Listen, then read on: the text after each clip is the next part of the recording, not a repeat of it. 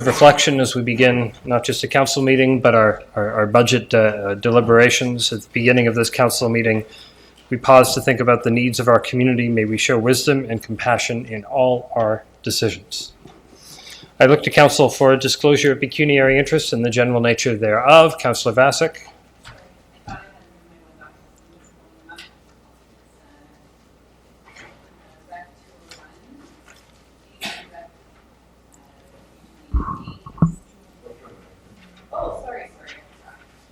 Okay, Ref B28 and Ref 201, all related to Laurier, place of employment, personal place of employment. Yeah, and Councillor Broniger. I'm declaring a conflict on item 135, the perimeter parking lot for personal place of employment. Parking conflicts. Okay, got it. Seeing no further declarations, I'll look for approval of minutes from the January 20th council meeting. Councillor Veith, Councillor Hanmer, all those in favor? That's carried. No delegations, consent motion, or items removed from the non-existent consent motion. That takes us to staff reports. Tony, Philippa, I believe we have some budget survey results from a few people.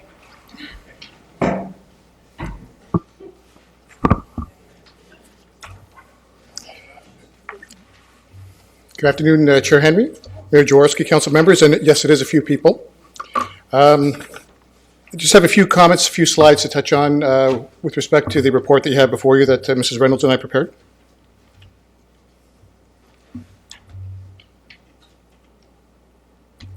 Oops. There we go. So as you saw in the report, we did have unfortunately, a very low response rate.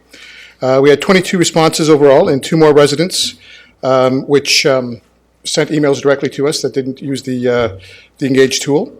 I don't need to tell council that, of course, you don't have to be IEP2 certified to know that these are not, obviously, statistically valid results, and so it's difficult to draw any conclusive recommendations out of that.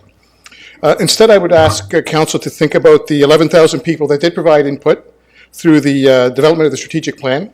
In addition, we did run a statistically representative citizen satisfaction survey in which 94% of residents did indicate they're satisfied with Waterloo as a place to live. 99% rate the quality of life is very high. 88% say they receive very good or good value for the taxes that they pay. And 68% are satisfied with the way the city is run. We also, of course, have done asset management plan and long-term financial plan surveys. The point of this survey was really to be a check-in to see, did we heard you through those surveys, did we get it right, and just to kind of validate some of the direction. So by way of review, the survey period ran from December 10 to January 11. It was promoted through paid newspaper ads, paid social media posts, as well as regular social media posts, news releases, and so we pushed it as much as we can. I know councillors also retweeted the link. We also know that through the citizen satisfaction survey that 82% of our residents say they do feel as though they can participate and engage with the city, and that digital channels are the preferred media for communication. So we do think this is an appropriate tool to use. It is ultimately the choice of residents whether or not they want to take advantage of that, but we do feel comfortable that this is an appropriate platform. So while 22 people completed the survey, we also know that 78 people are considered informed by the platform, meaning that they visited more than one page of the survey. 139 people are also considered aware as they visited the homepage of the survey. We also know that 46 people downloaded one or more of the budget document that are posted on the Engage Waterloo. That's the operating budget, the budget in brief, understanding the city's budget, the visual roadmap, business plans, and the capital budget and forecast. The operating budget was the most downloaded item. So very quickly, just look at a couple of the charts. 13 people agree or partially agree that the city is spending money on those things that matter to them. 9 people think that the city is doing a good job of managing the budget, and 12 said we're not. And then in terms of preferred source of information for budget, the ward councillor is slightly more preferred than the city website, and then there's the other places or other sources of information that they look at. So in brief, that's kind of an overview of the report. I'd be happy to take any questions. I saw that you glossed over where the mayor was on that list for receiving information. Okay, I'll look to council for questions for Tony. Councillor Veith. Through you, Chair Henry. Thank you. Thanks, Tony. Did you get, so if somebody doesn't have the internet or can't access Engaged, were there people that phoned in to ask for, or did they find something in the Chronicle that where they could phone or find a way to get information if they didn't have access to a home computer or were not on the internet? Through you, Chair Henry, to Councillor Veith, we didn't receive any of those types of calls. We just received 2 emails directly from individuals that had more to offer than they felt the tool would allow them to answer. So those are the only 2 different types of responses we received. And Councillor Bonnegar. Thank you through you, Chair Henry. Just out of interest, with next time we are going through the budget process, would it be possible to keep it open longer or delay the closing or just reschedule the timing of the survey so that it's not going over the holiday period and then kind of stopping as soon as people are becoming aware that, oh, there's a budget coming? So I'm just curious, have you thought about timing and what's that leading you to consider for next time around? Through Chair Henry, Councillor Bonnegar, the timing really coincides with the release of the budget documents. We typically post, as I mentioned, the documents related to the budget with Engage so that people are able to look, should they choose to, in answering the survey questions at the documents that are there. We can certainly take that back and look at whether we should change the time period, but it would then mean it may either the results don't come back when budget comes back, or we're putting it in advance of the documents. So there's some logistics to think through on that. The other option, of course, we could actually do a statistically valid survey, which would probably mean engaging a third party to do that at some cost. So that could be something that if council wishes that and give us direction, we could look at doing something like that. I think there's certainly council this time pushed, in addition to the timeline that was already there, to have this report brought forward even earlier than staff had planned it so that we could see it and consider it. And as of April 1st, our reporting timelines mean that will have to happen, that the extra week will be needed for lead times for all reports for these things to make their way through the process. So there is a crunch procedurally as well to be able to get things before council. But certainly that's mirrored, your comments, Councillor Bonnegar, are mirrored by one of the respondents' points. So I appreciate that. Tony was going to take that back. Councillor Bassett. Thanks through you, Chair Henry. I just want to make a comment. I've had 11 people contact me about the budget, ranging in opinions mostly against the proposed increase. And that's also to say that in this last month, I've delivered a newsletter to everybody's door and it had the proposed tax increase. And so still with that, everyone's seeing it if they saw it. I mean, probably multiple people just threw it away. But just to say that I've gone to every door and I've only had 11 people contact me. So to just say how hard it is, no matter what, to get people out. And then just a second piece, just to appreciate, and I know that you're fielding a lot of calls. For example, Philippa, I've talked to the same person that Philippa did, and has a real concern. Like, there are people in our community for whom a tax increase is a huge burden, not just a frustration, but a huge burden. And so just to say that I really appreciate the work that finance and communication staff is doing and talking to those folks and providing information and easing their concerns and directing them to the right resources should they qualify for tax deferrals and things like that. So just that it is such a tough process and the engagement and then also the whole thing. So just a thank you, really. So we have a recommendation to receive this report for information. Do I have a mover?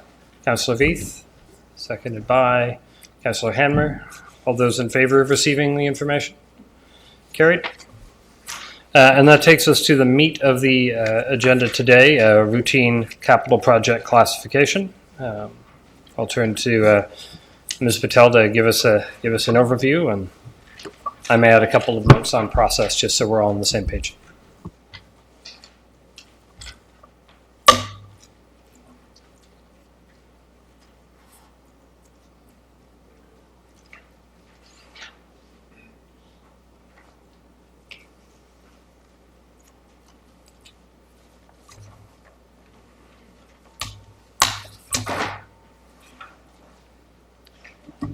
Good afternoon, Chair Henry, Mayor Jaworski, and members of Council. Over the last month, if you recall, we've been meeting with Council to go over the business plan, and all the departments and divisions have gone through all the key priorities in the budget, and Council has had an opportunity to discuss the operating budget pressures as well as the capital budget items all through January. Today, though, especially is the Capital Budget Day, where we focus on just the capital budget itself, the 3-year capital budget and the 7-year forecast. The capital budget is significant, and with it comes an operating impact too, once the projects are approved. And hence, it is important that we set aside this time for Council to go through it in sufficient detail and to be able to work through any questions with us. The discussion that we have today will essentially facilitate the budget approval that will occur on February the 10th, next Monday. On this chart, you'll see that we've summarized the capital budget, and the 3-year plan totals $294 million, with over half of the planned expenditure on Council's strategic priority of infrastructure renewal. Investment in other strategic priorities is outlined in the chart too, with economic growth and development at 14% and healthy community and resilient neighborhoods at 13%. The budget has been developed based on Council's approved strategic plan. It takes into account capital priorities established through the asset management plan, the condition assessment of the assets, and is supported by the judgment of the subject matter experts too in how we prioritize and included projects in the capital budget. For context for our discussion today, this slide explains the project classification. We first identify projects that need to come back to Council for approval. These are projects that are greater than $5 million over a 3-year budget, those with high public interest or Council interest, and those that Council specifically requests to have us come back with.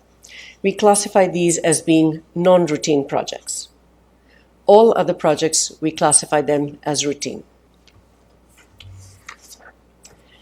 As you will see from this chart, 78% of the projects are classified as routine projects, but only account for 40% of the expenditures. Non-routine projects, on the other hand, account for 22% in number, but 60% of the capital expenditure and funding. Classifying the projects in this manner saves us a lot of staff time in writing reports for funding approval, Council meeting time to approve the reports, and project managers are able to initiate work on their projects right after budget day in February. This has been a lean improvement before we even started the lean program itself at the city. In the 3-year budget before Council, the charts displayed show how we have funded the projects. For the routine projects, as you will see, tax-based reserves and enterprise comprise 66% of the funding, which is essentially money that is raised through taxes and water rates. Development charges comprise 24% of the funding. Grant funding relates primarily to the federal gas tax money and the last piece of OCIF, that's Ontario Community Infrastructure Fund, coming in at 8%, and there's a small percentage coming in from debentures. The non-routine projects, on the other hand, have about 23% funding coming from tax and enterprise, whereas development charges accounts for 36%, cash in lieu of parkland accounts for 15%, and industrial land account for another 15%. Delving into the routine projects, for the projects planned in 2020 to 2022, the projects total $117 million and have an operating impact of $668,000 over the next few years. So this will be part of the budget approval that we will be coming to Council for on February the 10th to make sure that the operating impacts are also taken into account. The non-routine projects budgeted in 2020 to 2022 have an operating impact of $1.9 million over the next few years. All these operating impacts associated with the projects are detailed in the capital budget book on page 65 to 76. You could see that information by each project. Our goal today is really twofold, is to have a fulsome discussion on the capital budget today with Council, looking at both the routine and the non-routine projects in the 3-year period and the 7-year forecast.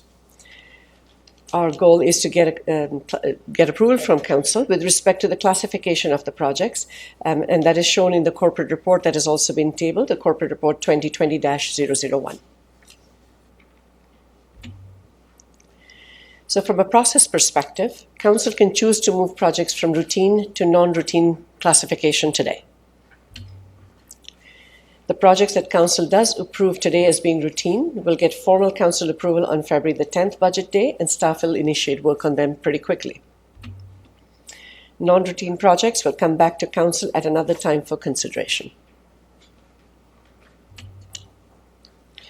So today, each Commissioner will provide an overview of their capital budget, and then we're open for questions by each department and division, and directors are available here to answer any questions. The corporate report table today has a listing of all the routine projects by department and division, and also shows the operating impact for each of these projects. Finance staff have a laptop and are ready to pull up any project sheet that Council may wish to see with respect to any detail.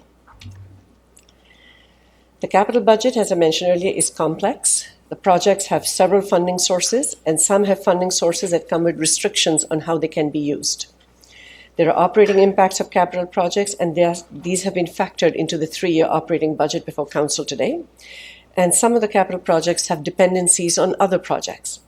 So if any changes, deferrals, additions, or deletions are desired by Council, our request is that these are identified today so that staff have an opportunity to come back on February 10th with a response. Changes to the 3 years of 2020 to 2022 need to be identified as a priority, as these have a direct impact on the operating budget, on reserve balances, and on staff capacity to deliver on the projects. Finance staff will be summarizing all the changes that are being requested today, and we will look for Council direction on this at the end of this meeting.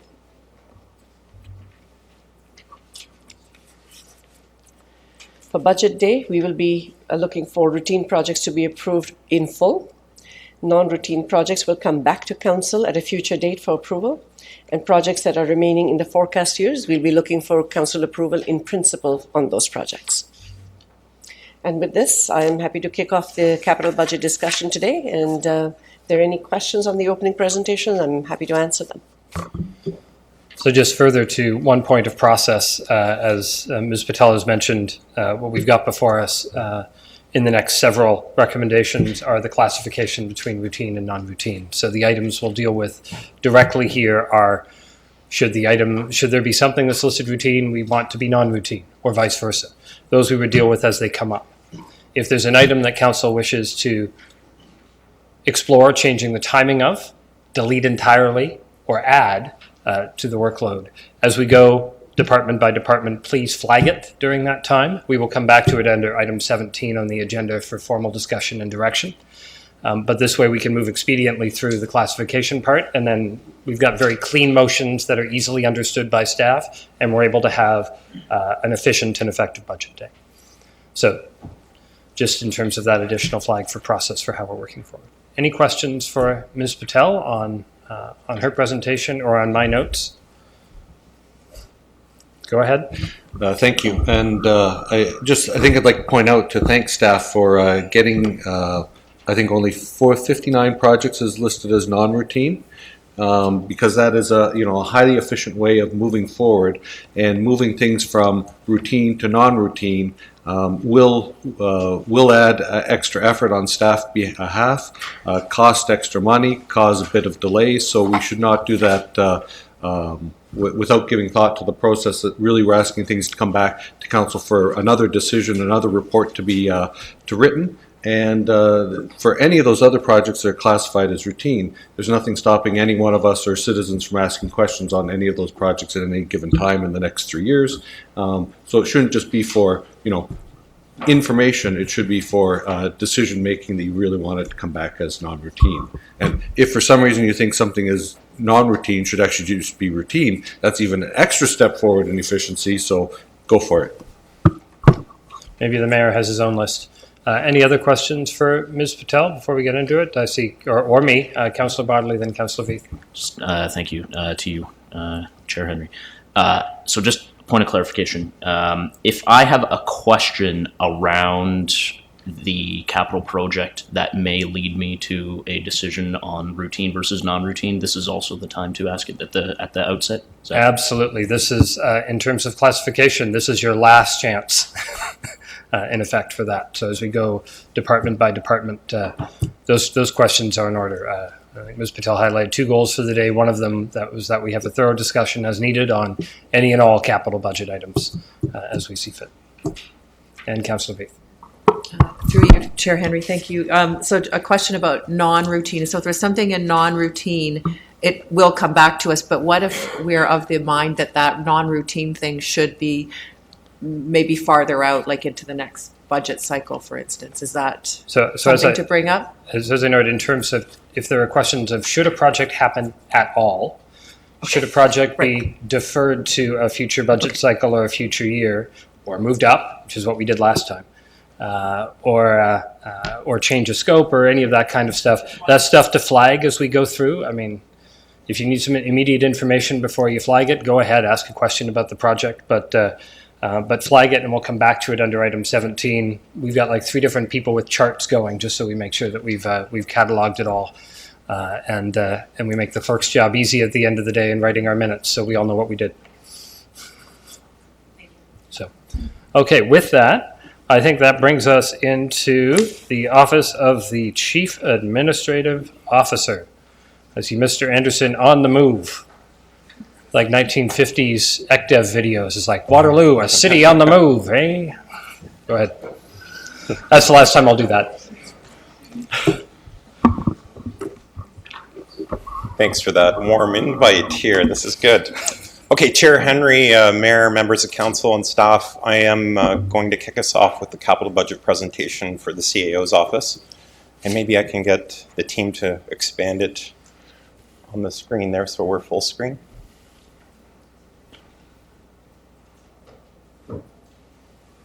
So I'm going to lead us along in the proposed capital budget book. I'm on pages 21 to 23, and we'll have 6 short slides here, and then we'll come back and I think put up on the screen a full listing of those individual projects so council can ask us questions. And I'm joined, I believe, here this afternoon by Cassandra and Estero and Justin, who will be assisting in some of the responses to questions. All right, I will move us forward. So, overview of the CAO department capital budget in total, as reflected on the screen there. There is $53 million of capital investment over the 10-year period. And for 2020 to 2022, the planned expenditures are $44 million. The bulk of them really relate to the West Side employment lands and the facility expansion item on the screen there. And that is I call the placeholder amount for the Uptown Parkade, if and when the conditions or opportunity are ripe for advancing that. Both of those projects, just as a reminder, are funded from the parking enterprise for the Uptown parking facility and the industrial land account for that large land development on the west side of the city.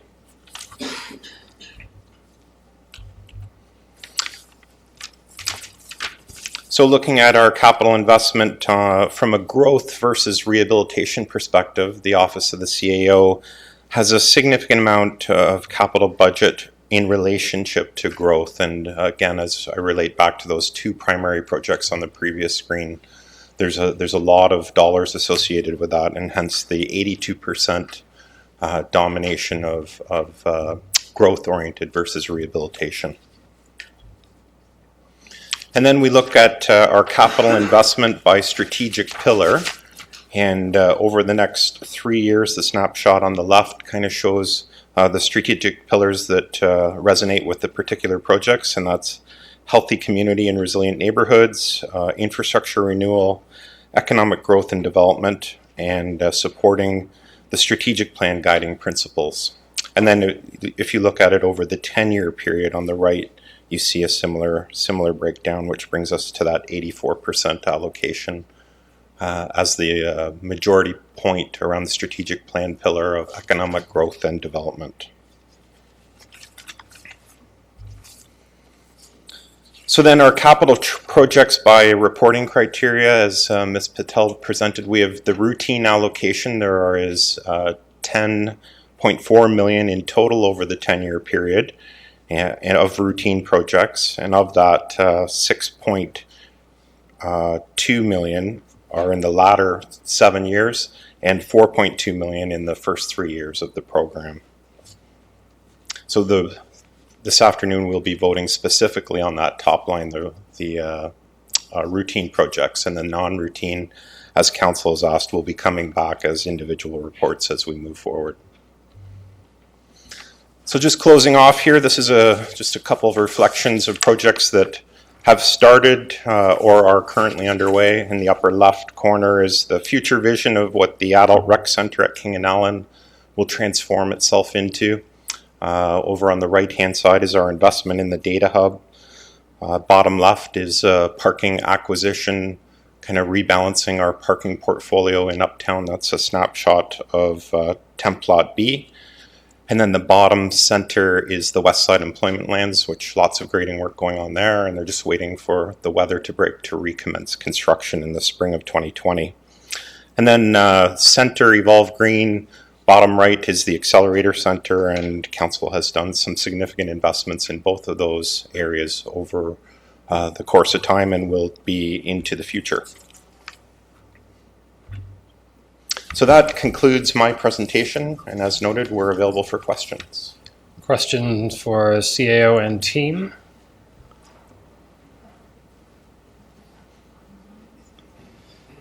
Capital projects in the CAO department and classifications thereof. Councillor Beath.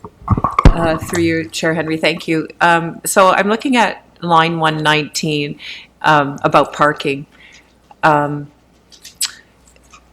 Expansion, general structure, and surface spaces. So in light of public transit, technology down the line in how we move around, and that's one of those things that's a placeholder, correct? So that it can be moved like farther out into the years ahead, correct?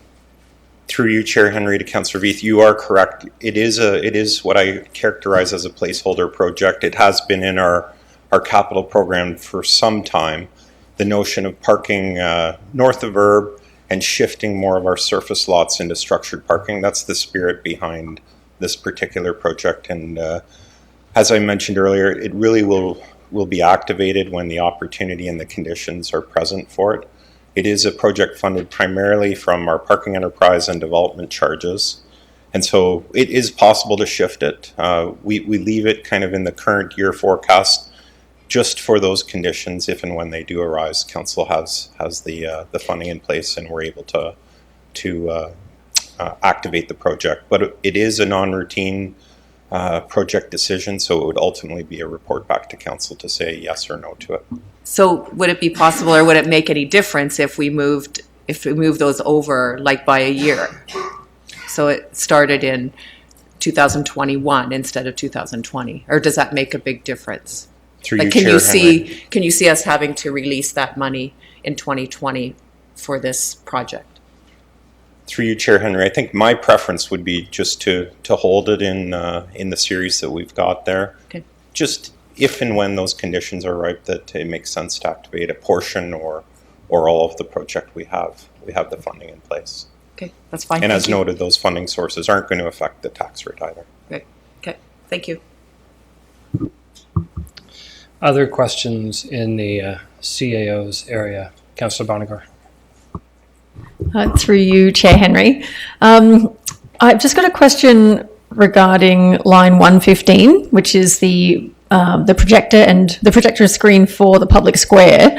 And I know it's kind of small beans; it's not a huge but I'm just wondering if this could be funded through the new MAT funding that's available to us. So the municipal accommodation tax, it can support and enhance tourism, sport and cultural offerings and major attractions. And I think this addition to in the public square could really tie into that vision. So I'm just wondering if we could do that and if that would have any impact at all. Through you, Chair Henry, maybe I will start it here, and if I can call on Brad. He did some work with us on the actual policy related to the municipal accommodation tax reserve. And the spirit behind those municipal accommodation tax dollars is really about driving overnight stays within the accommodators, within the community. And so we look for projects and opportunities that have kind of that direct correlationship. Ultimately, we will be reporting on our expenditures for use of the municipal accommodation tax. So we likely made the judgment call that this just wasn't close enough on really being able to explain and articulate the overnight stay benefit. Yeah.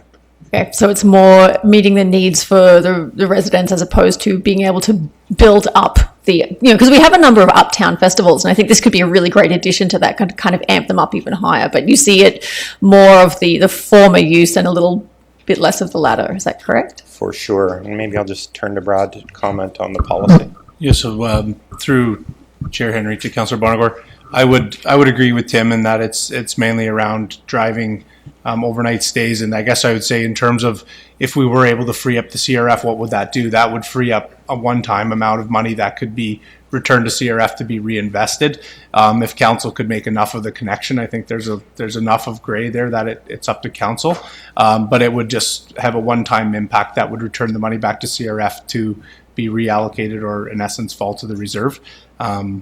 It isn't black and white whether or not this would qualify or not. I think there's enough of connection it could be up to council.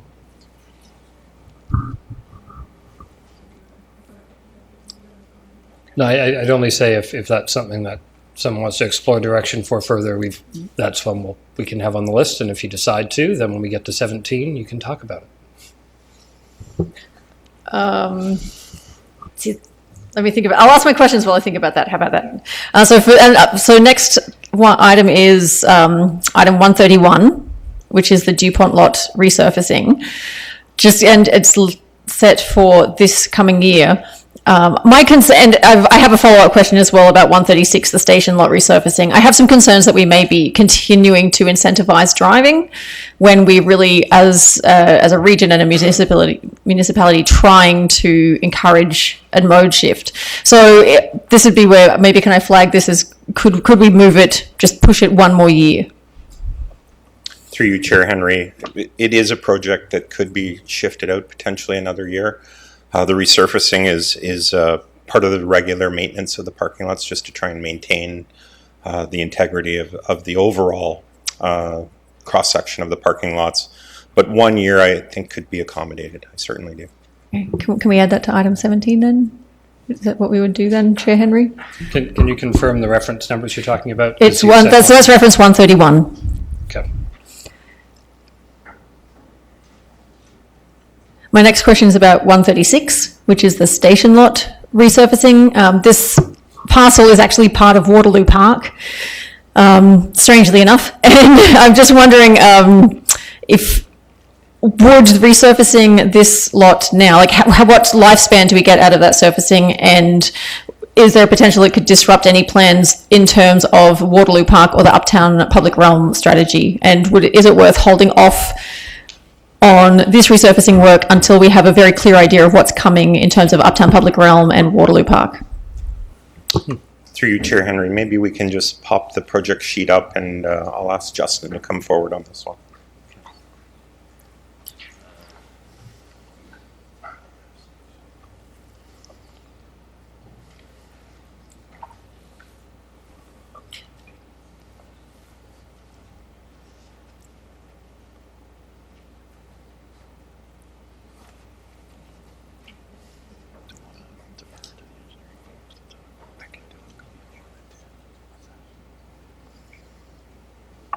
I just want to make sure we're not wasting any of the money, that's all.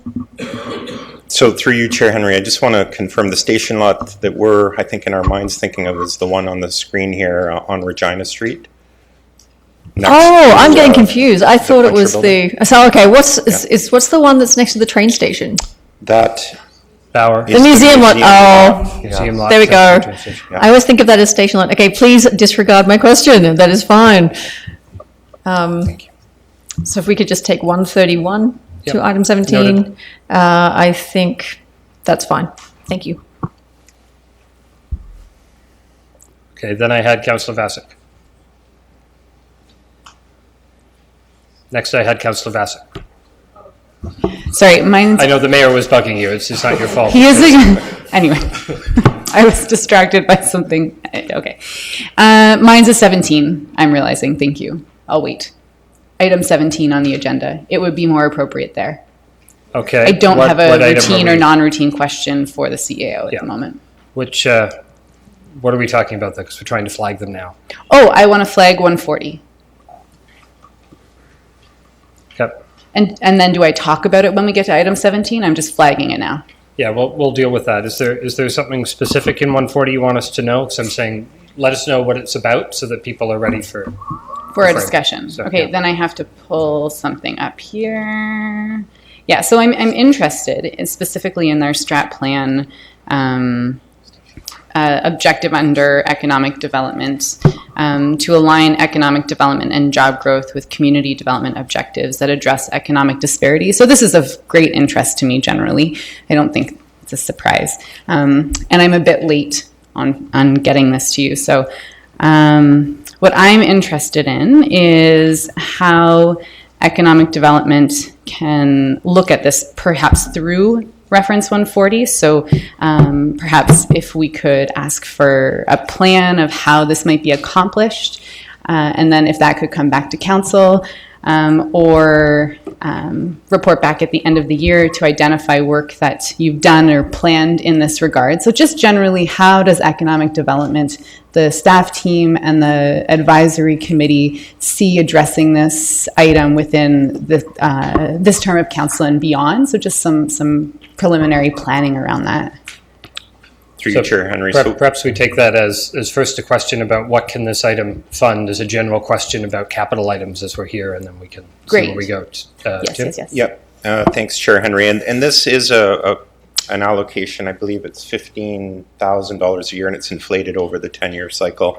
And it is generally been used for joint projects with our colleague municipalities around us, looking at different opportunities to really delve into things. Our Waterloo Economic Development Corporation, the research and the analysis behind the creation of that was funded from this line item.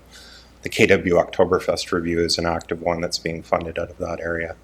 So it's those types of projects that have traditionally been used using this line item for funding. But it could spill over into the areas you're talking about as well. And we'd be happy to talk further about that one as we go through the Economic Development Master Plan and the various updates on that. Okay, it sounds like that answers the question. This is good. Other questions in CA area? I have Mr. Bodley. Thank you, through you, Chair Henry. So mine is on 111. And sorry, while I'm scrolling here, I just want to... Employment, parks, gateways, improvements. Yes. So we had discussed this earlier, and I wondered if you have any sort of update for me about what exactly we can anticipate this sort of materializing it as.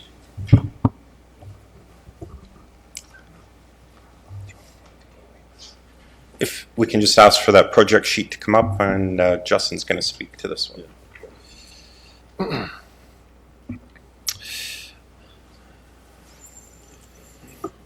Yes, through you, Chair Henry. So this is some funding that's been allocated for some potential work to enhance a couple of different gateway areas into the city, one primarily on Northfield, and then potentially on University as well. But I believe that a big piece of this is what we're potentially going to see on Northfield. There's actually some city-owned land that was sold a couple of years ago and is now being redeveloped into a 30,000 square foot office just on the corner of Northfield and University. You can see it's underway there. So some potential work to complement that in that area is what this is allocated for. We don't have a specific project set, but that's what the funding is allocated for.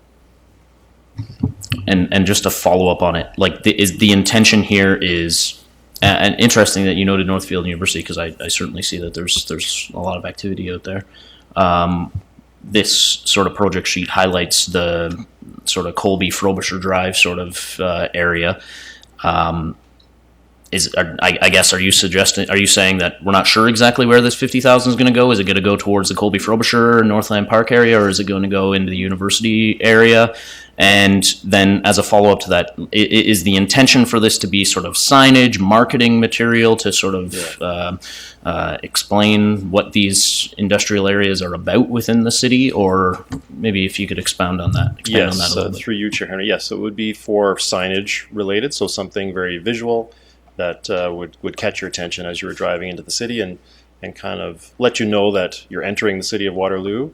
I'm not sure if it's going to specifically talk about the actual industrial use that's there, but certainly something that's visual and visible and attractive when you're entering the city. And then to get to the gist of this, I guess, from my perspective on whether this should be routine or non-routine, or whether there's some sort of engagement that should be going on here, is this something that the businesses that are in that Colby Drive, Frobisher Drive area are requesting, are asking for to help them market their properties, their businesses, what's back there? And is there an opportunity, or should there be an opportunity for some sort of engagement with those businesses around what this signage is going to ultimately look like? Through you, Chair Henry, they're not proactively asking us about it. It is something that has been contemplated for some time. But certainly a public engagement piece is something that we could consider to get their feedback on what it is that we're ultimately going to do there.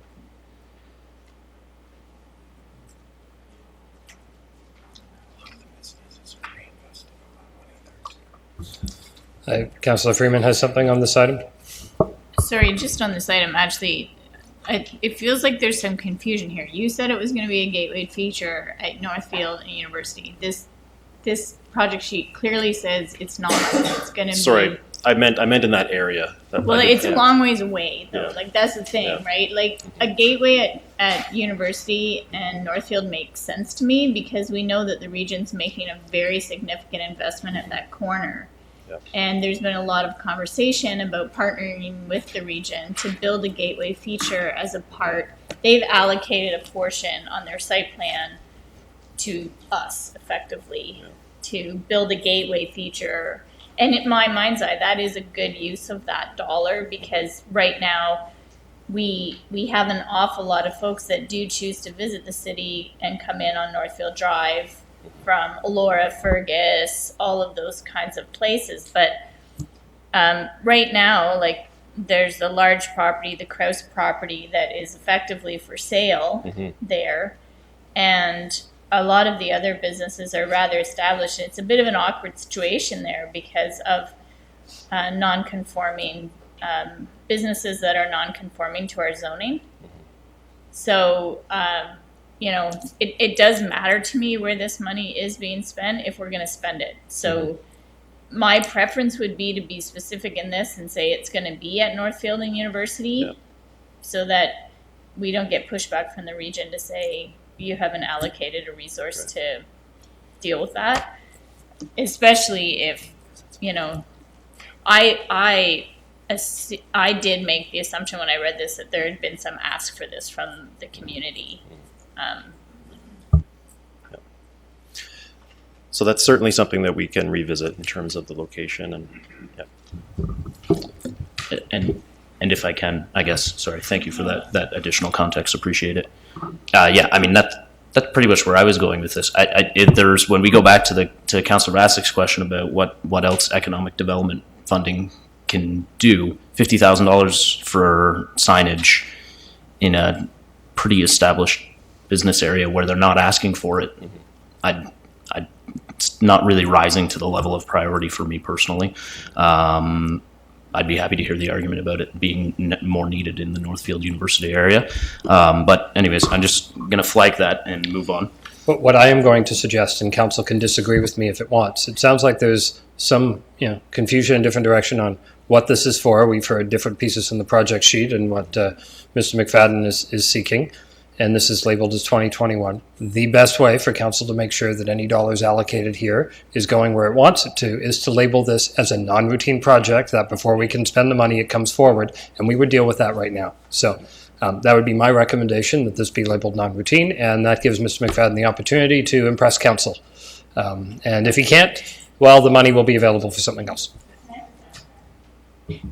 It would be my preference too if it gets moved out to 2022. And the reason is because I think it should align with the region's capital plan for the huge investment they're making on a transit facility. And I don't know when that's scheduled to come online, but I don't see this money needing to be spent next year. Like, I think it can go out and align with other builds going on out there personally. Like, I know it's not a huge amount, but I also think it's, not only is it non-routine, it feels a little non-essential.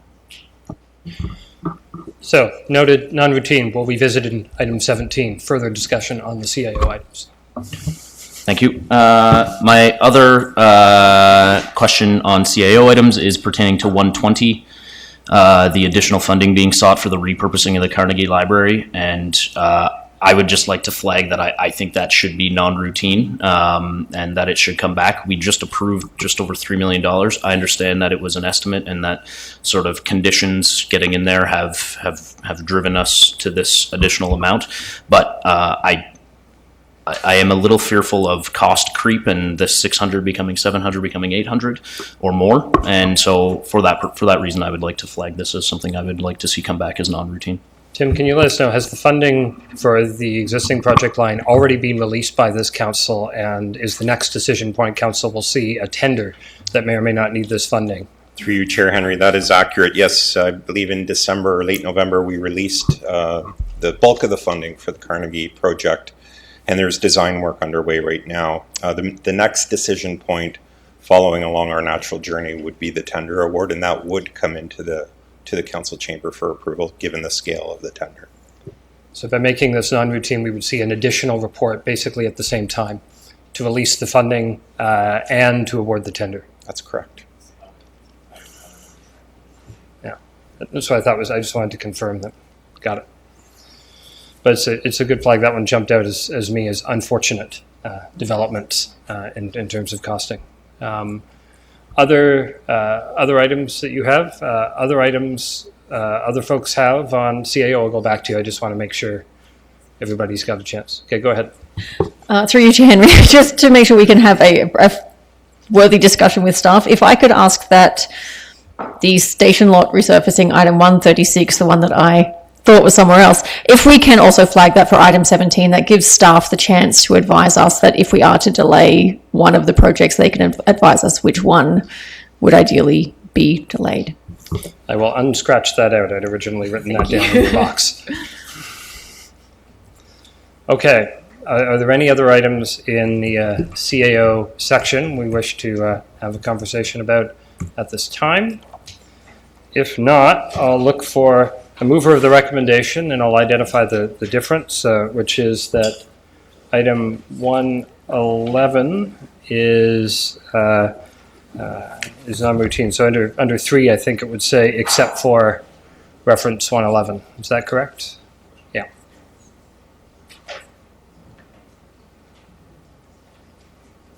And by saying that automatically makes it non-routine.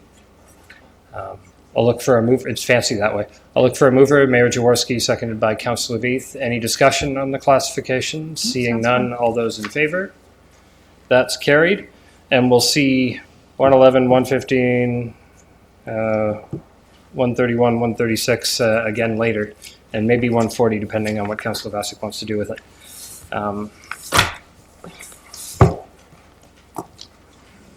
Actually, let me say what I should have said, recognizing where we were at.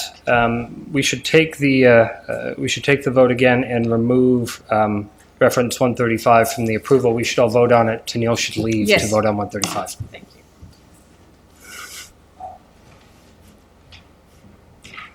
So can we deem that the vote that we took was except for reference 135, and now we'll just vote for 135 being classified as routine since she declared that as a conflict? We'll pretend we did that right the first time. Nobody talked about it, so this was good. Moved and seconded by the same folks. All those in favor? That's carried. Tennille, come back. When we started the conversation, I was ready to do that, but then we did a bunch of stuff and I forgot to to flag it. Waterloo Public Library. Welcome, Lori.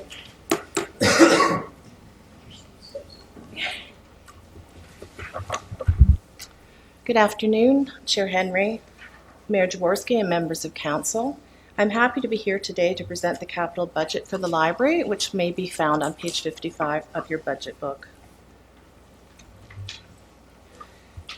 Beginning with the overview of our budget, as you can see in the yellow summary box, the 10-year capital investment for the library is $6 million. For the next 3 years, planned expenditures total $1.5 million. And in this coming year, there are 2 routine projects totaling $393,000. These are for collection growth and technology upgrades and refresh. When looking at capital investment through growth versus rehabilitation, 51% of the capital investment over the next 10 years is rehabilitation. An example of a rehabilitation project would be the replacement of furnishings due to age and wear and tear. 43% of the investment is growth. An example of a growth project would be the book and non-book collections. Our projects relate to 2 of the city's strategic pillars, healthy communities and resilient neighborhoods, and also equity, inclusion, and a sense of belonging. WPL is proud to contribute, and we hope significantly, to these key strategic pillars. Everyone is welcome in our space, whether it's at the main library, Harper Branch, McCormick Branch, and soon at the east side. Over the past year, we had 1.5 million visitors, 800,000 physical visitors, and 700,000 virtual visitors. We offered 1,600 adult and children's programs with 51,000 attendees, and over 1 million items were borrowed from the library this past year. Today, I'm asking that Council approve the 2020 to 2022 $1.5 million as routine projects, and that these projects be considered for budget approval next week on Budget Day.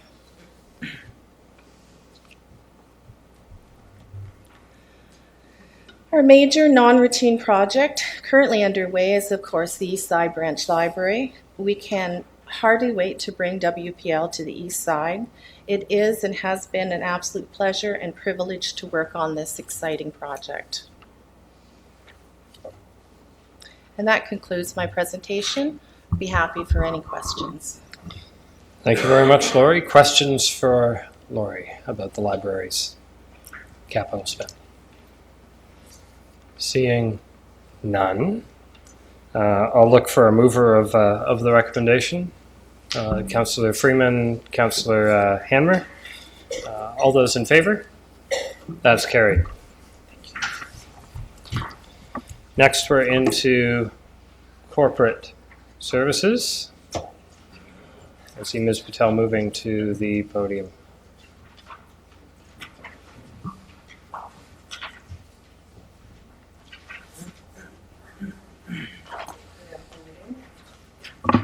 Good afternoon again, Chair of the Capital Budget Book.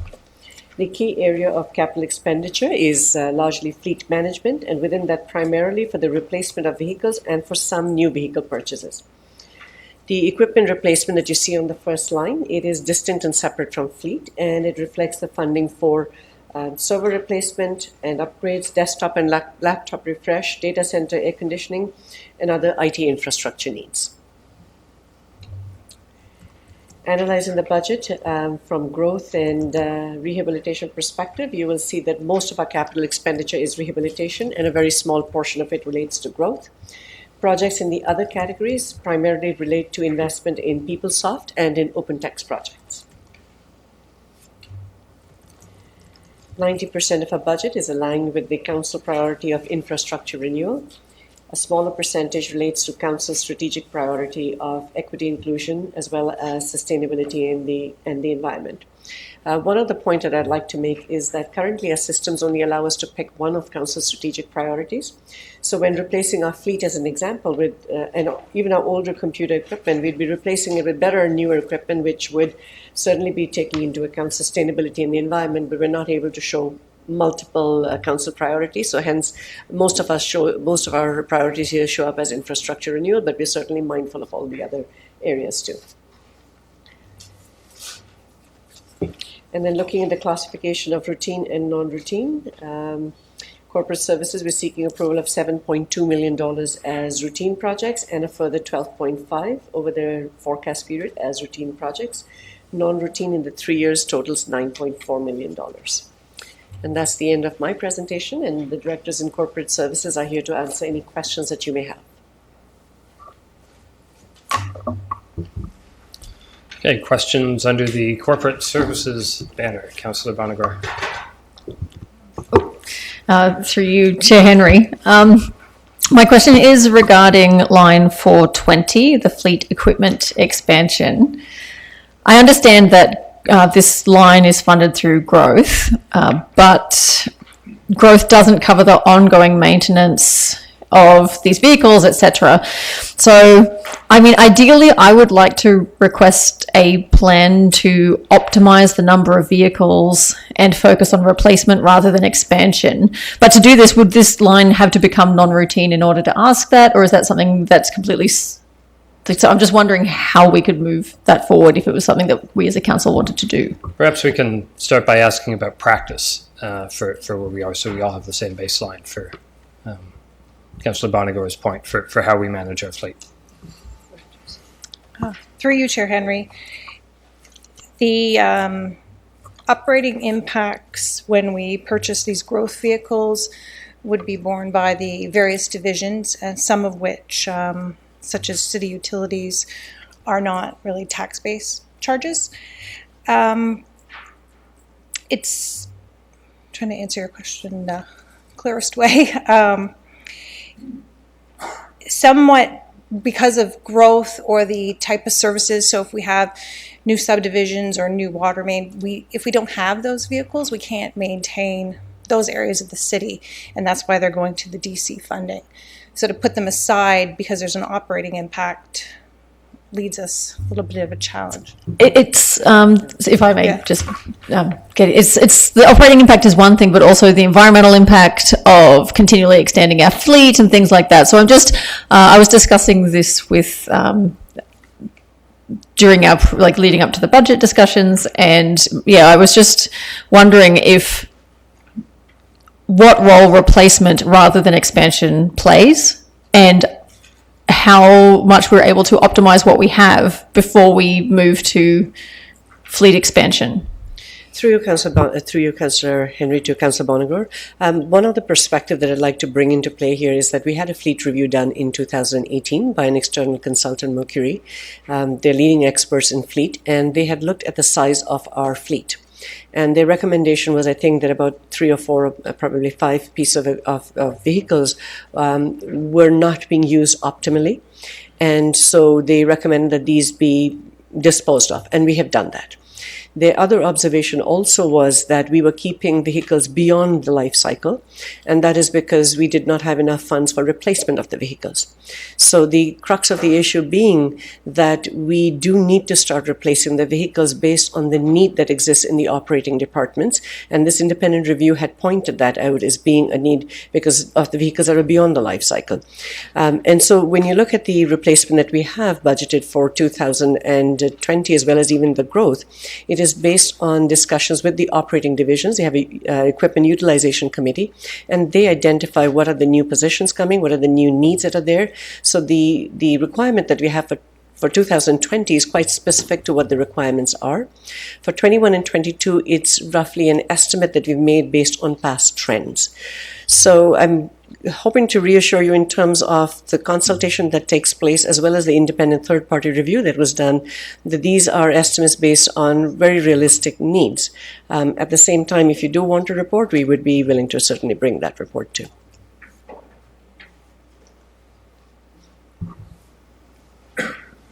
No, I appreciate all of the background and the work that's gone into it. I think my concern was just that this is a fairly hefty ongoing line, and as it's routine,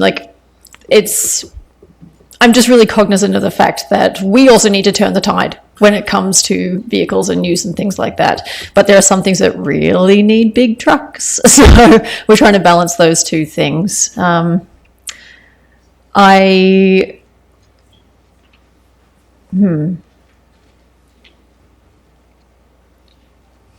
you, Chair I think it would be detrimental to have, if this were to go non-routine, that means you'd have to bring a lot of reports to us in terms of justifying your fleet expansion, which could, it sounds, be more work than it really warrants.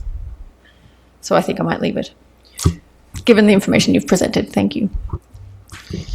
Yeah, I think for general assurance, there's been lots of back and forth in this budget cycle. One of the items from the winter control audit in Environment and Park Services, an example, was if we rotate where we're positioning, some of those snow clearing vehicles, we can better utilize the life cycle of that vehicle rather than have a bunch be burned out quickly because they get used a lot, and others not be burned out as quickly because they get used a little bit. So the rotation of fleet will help optimize and find the most efficient service cycle, and that came from a third-party review as well. So I think there's a number of things that are ongoing to try to achieve that objective, which I think is helpful.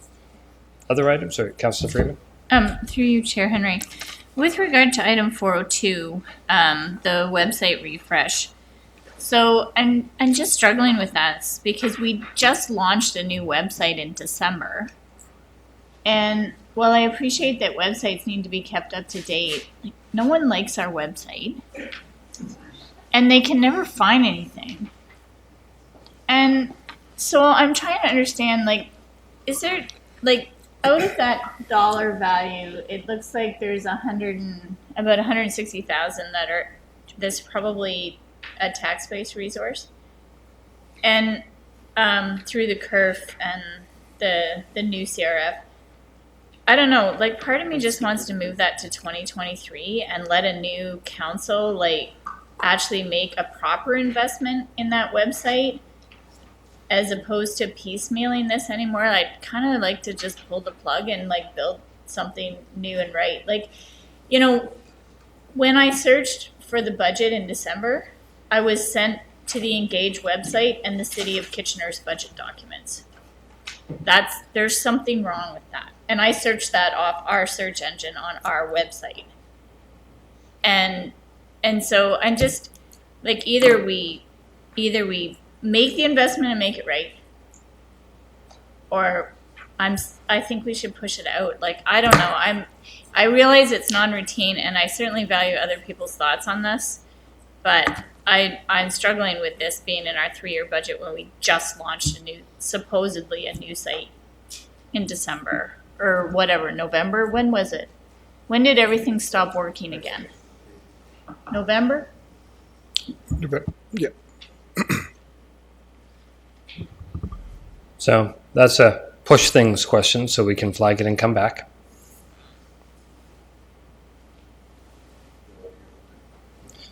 Unless Tony has something now, which I'd be happy to take as well. Through you, Chair Henry, to Councillor Freeman. Appreciate the feedback. There's always going to be some links or some issues on a performance basis that happen with all websites. So we certainly were looking to the one that you just referenced.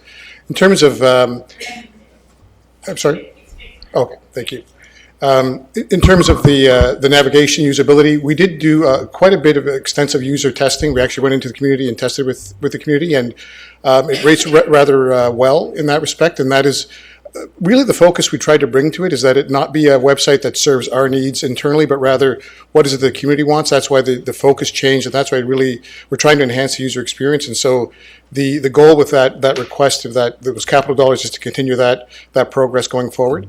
It is good practice every 3 to 4 years to continue to upgrade. As everyone knows, technology changes frequently. Platforms improve, functionality improves, and so that's the attempt for us to not fall behind, which is what happened in 2019. And so what we did in 2019 really was a refresh. It's not a rebuild. While that is a lot of money, it isn't enough money to rebuild the website. It really is a refresh. So just offer that as feedback. So we'll come back. Other items in corporate services? I'm not seeing any, and I didn't see any reclassifications here that we had suggested. So I'll take a motion Moved by Councillor Vassic, that which is printed before us, seconded by Councillor Bodley. Any further comment? Seeing none, all those in favor? That's corporate services, and we'll talk about 402 again later. Next, community services.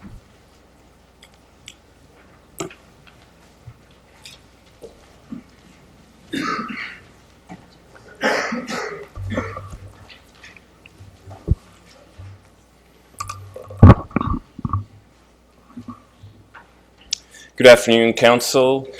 Thank you for the opportunity to provide some highlights on the Community Services capital budget plan for this budget cycle. Over the 10-year forecast, you can see there that we are investing 156 million overall in community capital project initiatives. For the 2020-2022 year, the planned expenditure is $54 million. Just indicating, I don't think I can drive from here, but the key lines being the facility expansion, facility refurbishment, lines 3 and 4 really driving where we're seeing that investment, as well the park expansion and park rehabilitation upgrades, a significant dollar investment in those areas. That's captured in this graph as well, where we see a significant investment over the 10 years on that rehabilitation front, 39%. And also growth related at 31%, in the mix of the two at 10%. The other areas, 20% is focused on those health and safety initiatives, legislative initiatives within the department, and strategic initiatives. When we look at our pie charts associated with those strategic touch points and links, you can see where our business plan speaks and our department focus healthy community and resilient neighborhoods are key with 53% focus. And then the other theme you've seen predominantly through our business plan focusing on infrastructure renewal of our facilities and parks at 27%.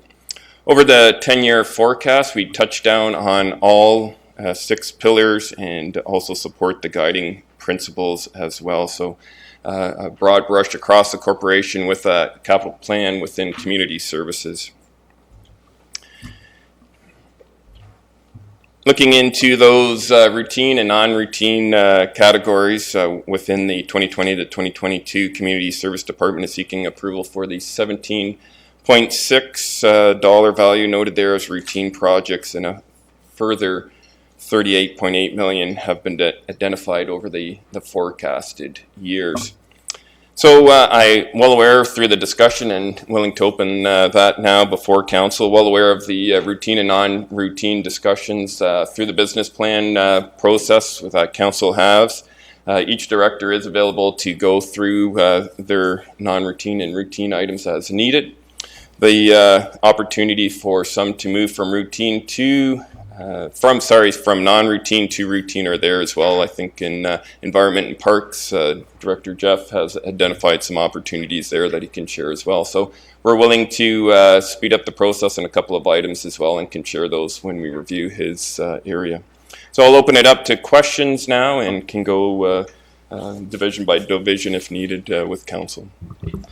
I'll look to council for items to talk about, community services in general, and then after we've gone through our list, I'll ask Mr. Silcox-Childs to identify for council's due consideration any of his routinization suggestions, and we'll see if council's interested in any of those before we take a vote. Councillor Veith, then Councillor Vassic. Thank you, Chair Henry. I have 3 questions about line 210, the museum storage facility. I'm going to invite Jim Bowman to come up to the podium. Perfect. Yes. So 3 things, Mr. Bowman. Are there grant opportunities for this space? Like, are there grants out there that we can get to help move this along? Currently, through you, Chair Henry, currently there are grants available for cultural spaces in particular that we, if council approves these capital investments, we would apply for. Generally speaking, these grants include some money that would be already dedicated to some kind of a service or some kind of an upgrade. So yes, they are available, and we currently have one in place right now we've applied for in terms of a needs assessment. Okay, cool. And do we have space already somewhere within the city that you've considered for this already?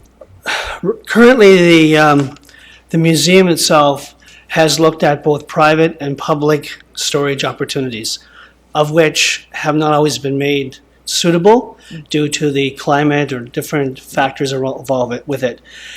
So we are currently using some public space, but we don't have a particular site as such that would accommodate especially some of our bigger items, such as the Pierce Arrow and some of the articles at the Shopify location, which are probably 2 stories tall in terms of size. They're very large items. Okay, now my last question is this is scheduled for 2022. Can you wait that long for storage space?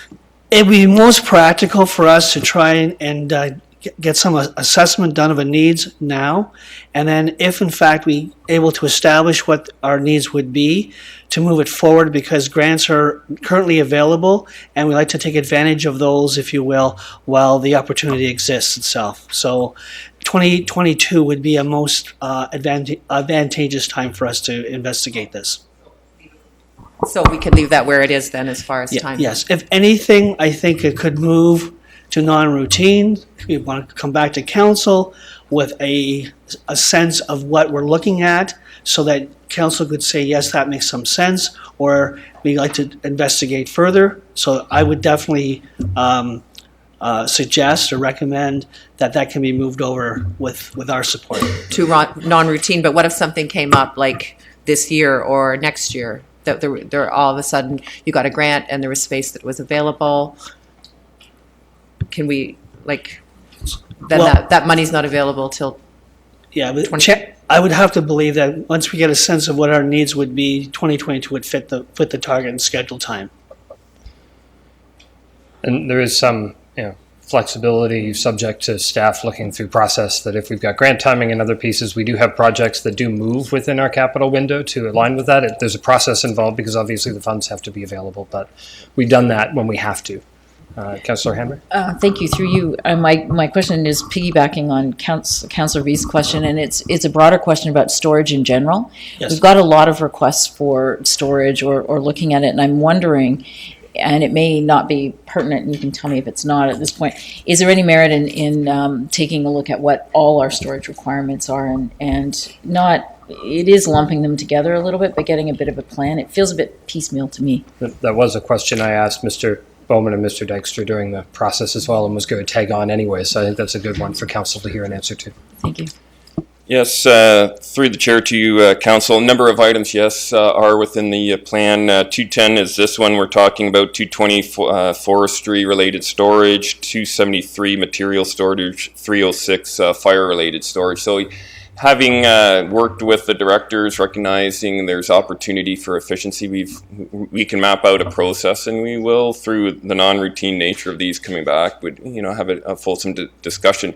We're also looking at where a facility is being planned. Is there a tag-along opportunity? Mr. Bowman has noted in the past that there's potential opportunities with our fire services. If there's a potential build there, how could we dovetail? So each of the areas are looking for opportunities to, I would say, joint projects moving forward with those various line items.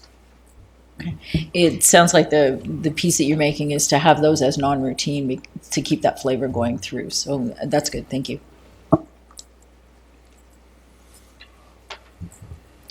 Then I have Councillor Vasek, and then I'll...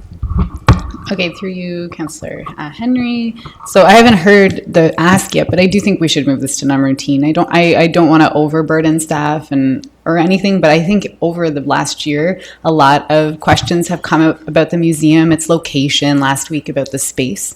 And so I do feel like of all the items, this might be a good one to move to non-routine. So I'm going to formally request it. It kind of sounded like maybe you were requesting it as part of other non-routine things, but I would like to see it as non-routine. I heard not Councillor Bowman request it, so I mean, I put it on my list after that. If staff are telling us to tell Jim to write a new report, we're not going to object to Jim asking for more work. So is there anything further that you had? Or? Yes. Based on the presentation and something I've noticed before, I'm just curious, the investment for equity and inclusion is low, and then it gets like lower in the forecast. So I'm just curious if you could speak a little bit to why that might be.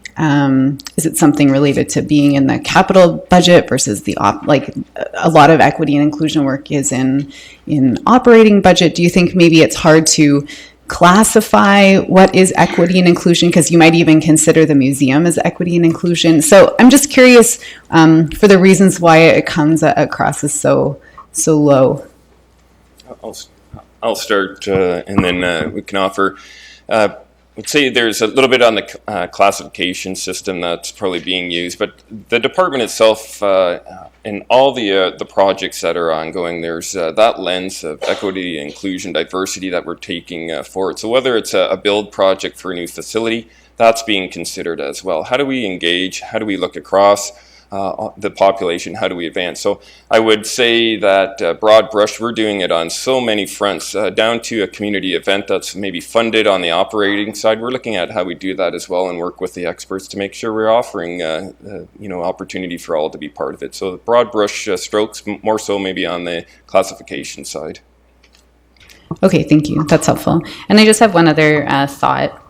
I'm not suggesting that this becomes non-routine, which is Bechtel, the dog park accessibility improvements, because it's a pretty low-cost project, but there is high community interest in dog parks. And given that we are doing a lot of work around equity and inclusion, it would be interesting to me to just get the message out about that initiative as we're thinking about another potential dog park, and to also highlight that this dog park exists in accessibility considerations are like this money is for accessibility. So just curious on your thoughts on that, and what's the best way to go about that without making this non-routine, because I don't really think it fits that criteria.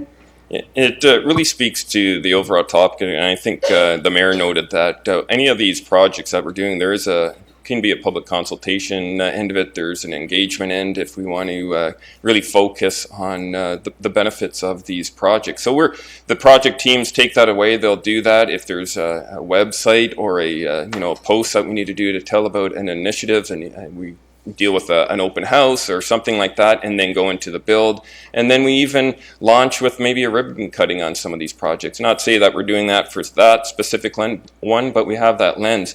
Also, within the greater context of the budget itself, how we're going to, and now I'm speaking more for abroad, all the divisions and all the departments we've chatted about with communications, how do we now leverage all the outcomes from the budget, and how do they speak to the strategic pillars? So there is a point forward. I know communications is working on to say, here's the pillars, here's how the investment is rolling along, and here's an example. Could be the dog park, and that tells a story about that inclusion, tells a story about the infrastructure improvement as well. I think that's helpful. And I mean, sometimes when we've seen projects done this way, even just some signage at the location, hey, we're working on, find out more about, is the easiest way to generate it, because the user base knows they're already there. I've got Councillor Freeman next. Thank you, through Chair Henry. Sorry, I want to go back to item 210. I realize that we're talking about changing it over to non-routine. My challenge is the funding source. So we've heard that you might apply for grant fund. I'm fine. You want to apply for a grant fund and build storage for the museum, go broke. But I'm not okay with it coming out of our curve. And so it needs to be a different funding source. We've got to look at a way to drive down that curve number from 1.5% in 2022 down to at least 1% or less. And I can't do this. I can't take that money out of that fund. So that's my concern, is the funding source for it. If it, in terms of needs assessment and so on, I appreciate that you're going to do that, but I can't leave it in there at that funding source right now. I've written that one down, and I'll ask the question when we get there around selection process and appropriateness before council provides any direction. But we'll deal with that under 17. Other items on community. I have Councillor Bodley. Thank you. Through you, Chair Henry. I got to bring back the question and commentary around the museum website as well too, in whether or not that should be routine. I would like to flag that, and perhaps this is in alignment again, as per my comments a couple of weeks back around what we're doing from a website strategy perspective for all of our festivals, events, neighborhood events, etc. So through the chair to the councillor, I can just start off with, we've heard council's discussion on this, and there's some work in progress on that. I'm going to ask Mr. Bowman to join me here again, and I know he's connected with communications as well, and they can layer in a little bit on this as well. So, Mr. Bowman.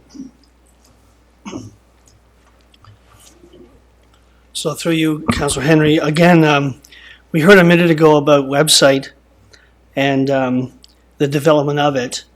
As part of the neighborhood strategy, as part of the museum strategy, both are listed in this particular budget package. We felt it was imperative that we put this in because the fact that our website has some limited functionality to it.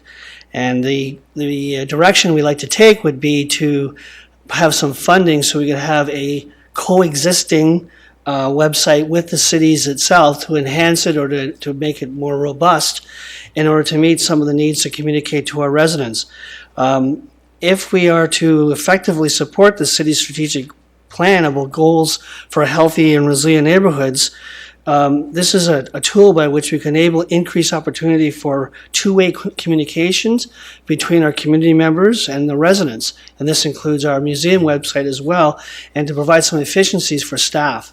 So we have worked with our communications team in order to facilitate this, and we felt that the one way to direct our thinking was to, as I have a website that coexists with our current city website opportunities, but there would still be some dollars required to facilitate that.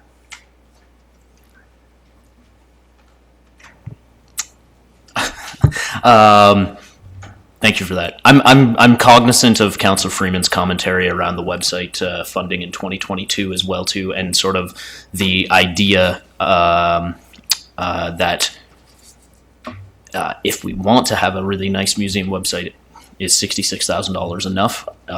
How this is going to get integrated into our city website? It's probably worse if we have a website that's not functioning to the way that we want it to Councillor Freeman's point on our city website in general. So I would flag that if we can talk about that as non-routine later.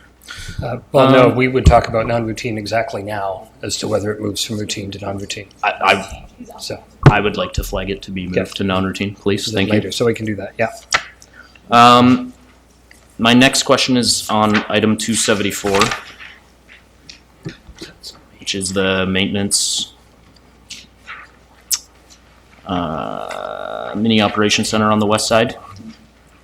We talked about this as well in the last in the council meeting in the business planning section. I wonder if maybe you could highlight for me, Mr. Dykstra, what there's two funding years here. There's a 2023 funding year, which is a minimal amount, a $200,000-ish amount, and then 2025, which looks to be the broader construction piece. And when I asked previously about it potentially moving forward, given the winter control modernization review, maybe I'm curious about what's happening in 2023 and whether that would make any sort of sense to be moved into this council term. Okay. The first part is primarily for feasibility study and the design work, and the next one, so it takes from 8 months to 15 months, and then you go into the construction side. So that's a roughly 18 months gap between the two. It may have to go through some public process too at that time. So I would, given that it's a needs assessment and a feasibility analysis, I guess I would ask if it's feasible for us to move that into this council term. I don't know if you have any comments on that. I'll jump in here. I can look to finance to see if there's any movement at all with that, but based on the envelopes and the work that we've done on both those envelopes for the different funding source, but also the DC bylaw, there's impact on that as well. So I'm not sure. I'm looking over to finance whether there is any availability for movement, but so again, that's a question we can take later, but if you've got an answer now, we can take it now. So, and just to clarify, Councillor Bodley and everyone, we're talking about this sort of the needs assessment piece moving from 2023 into this 3-year. Yes, so that won't be a problem to do from a financial perspective. And I ask primarily, this is also the needs and feasibility assessment would also, correct me if I'm wrong, be where potential public engagement may occur on this. Is that fair to say? That's correct. I don't know if I need to do anything to formally request that we do that, but we'll do with that under direction for item 17. Thank you. And then my last question is on 285.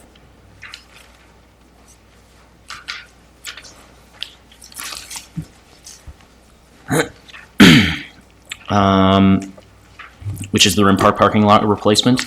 Yeah. And just again, bringing back the, particularly because it's routine, bringing back the commentary that we've had previously around the pedestrian link from University Ave, the potential improvements to the parking lot that we may be able to implement with the library site plan.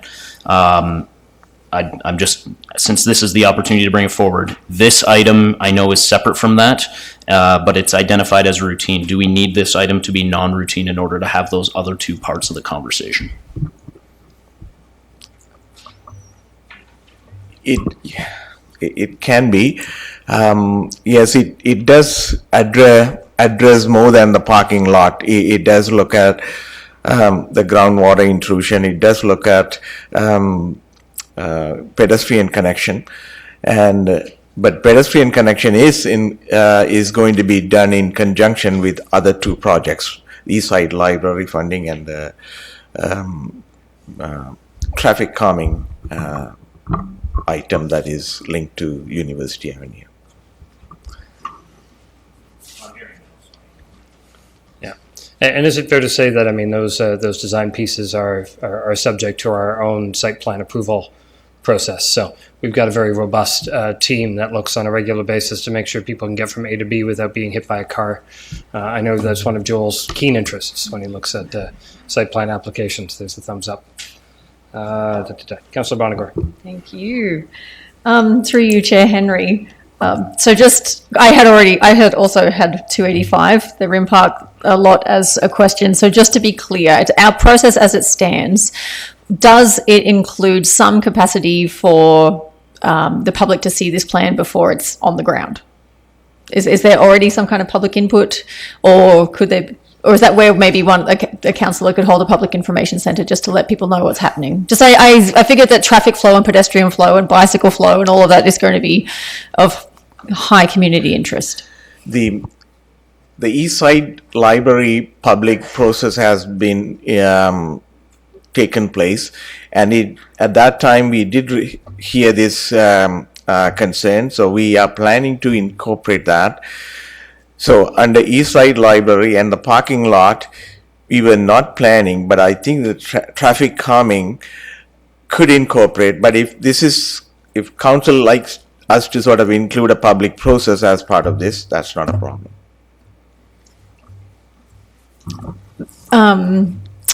So what I'm hearing is that we don't need to move it to non-routine for that to possibly, should we need to include it in the process, that could be included with that. Okay, excellent. Yeah, that's correct. Brilliant. Let's leave it as routine. Your ideas around whether ward councillor wants some opportunity to showcase those plans again, we'll do that. We'll post the drawings as they get finalized, and some of those concepts are available and out in the public already. So that's part of the process. And I'd imagine generally as we go through construction around RIM, and I look at Councillor Freeman on this, that there will be high public interest in understanding how I still get from A to B when there's something in between, and then what's going to happen, and then so we're going to have a a visible opportunity for folks to understand where they are now and where they're going. So that should be how we consider just general business, which is routine. Other items? Yes, please. Go ahead. So I have some items.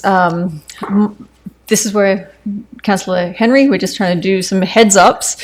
So this is regarding a non-routine item, but it's something that I'm hoping to get answers leading into next week. So it's for item 229, the Alexandra Park expansion.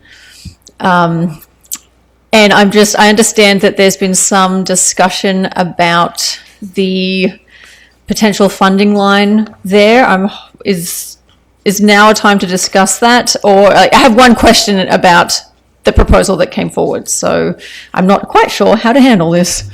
I'm not sure which proposal, unless it's too much money. I think that's what we heard. So if you have a question about the project line, you can ask about your project. I have a question about the project line in that, should the final amount be reduced in some way? Should there be savings found? Do those savings need to be specifically allocated to other projects, or can they remain in the PubGen account, in the reserve for, like, do we need to specifically reallocate them, or can they just be made available for other projects as needed?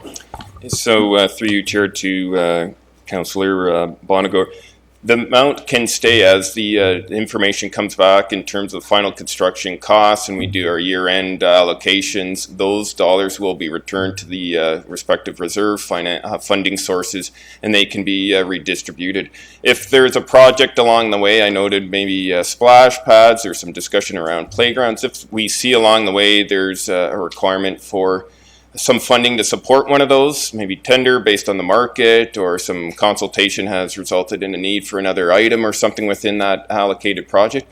Staff's opportunity through our allocation of funds or coming back to council, we can make that happen as well. So there's tools and mechanisms to redirect those funds to the appropriate need.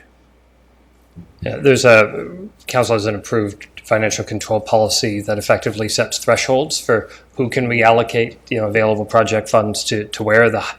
The more money it is, the higher level of authority, and above a certain threshold, it has to be council. So council's occasionally seen some of those reports that say, we'll take X dollars from project, and then there's a really long set of numbers nobody understands except finance, from this project and this project that had underages to be able to deal with overages. So when it hits a threshold, we see it, but below those thresholds, staff deal with those.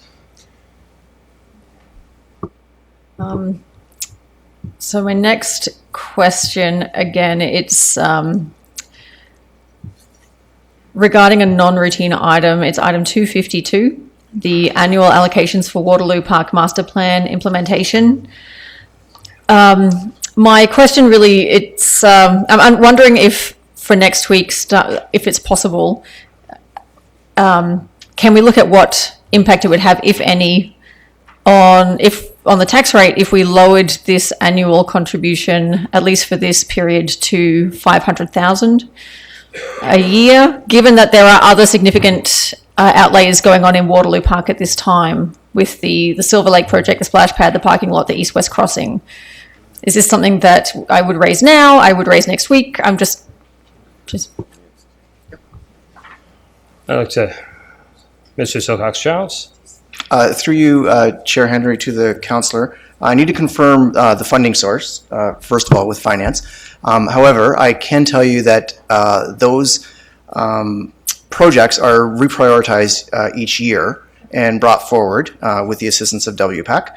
And so it would simply be a matter of, if there was less funding, you mentioned, I think, 500, if that's spread over the 3 years, if there's less funding per year, that would just be taken into consideration during their priority exercise. And I think we could, under item 17, have staff to report back in more detail on what the impact of that might be. My quick hit is I look at the ongoing operating impact, and they're at sort of the 10 grand level. Materially, I don't know how much you'd get a different on estimate from projects that haven't really been allocated than a $10,000 placeholder. But if I'm wrong on that, staff can tell me if they think that it would be substantive. But if it's not, then I don't know we're going to get there. Okay. Yeah, and if it's minimal impact, then on tax base at least. Yes. Right? Yes. Okay.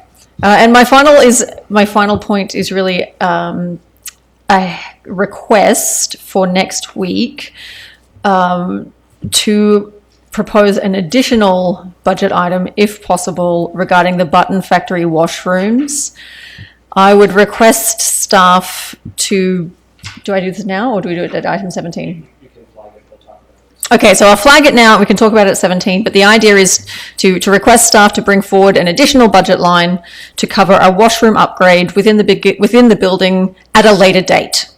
So it would not hold up the elevator project and potentially could come after, like once staff resources are eased after the rec complex or Eastside Library projects. So I just wanted to flag that and we can discuss it at 17. Yeah, flagging is helpful for the folks involved.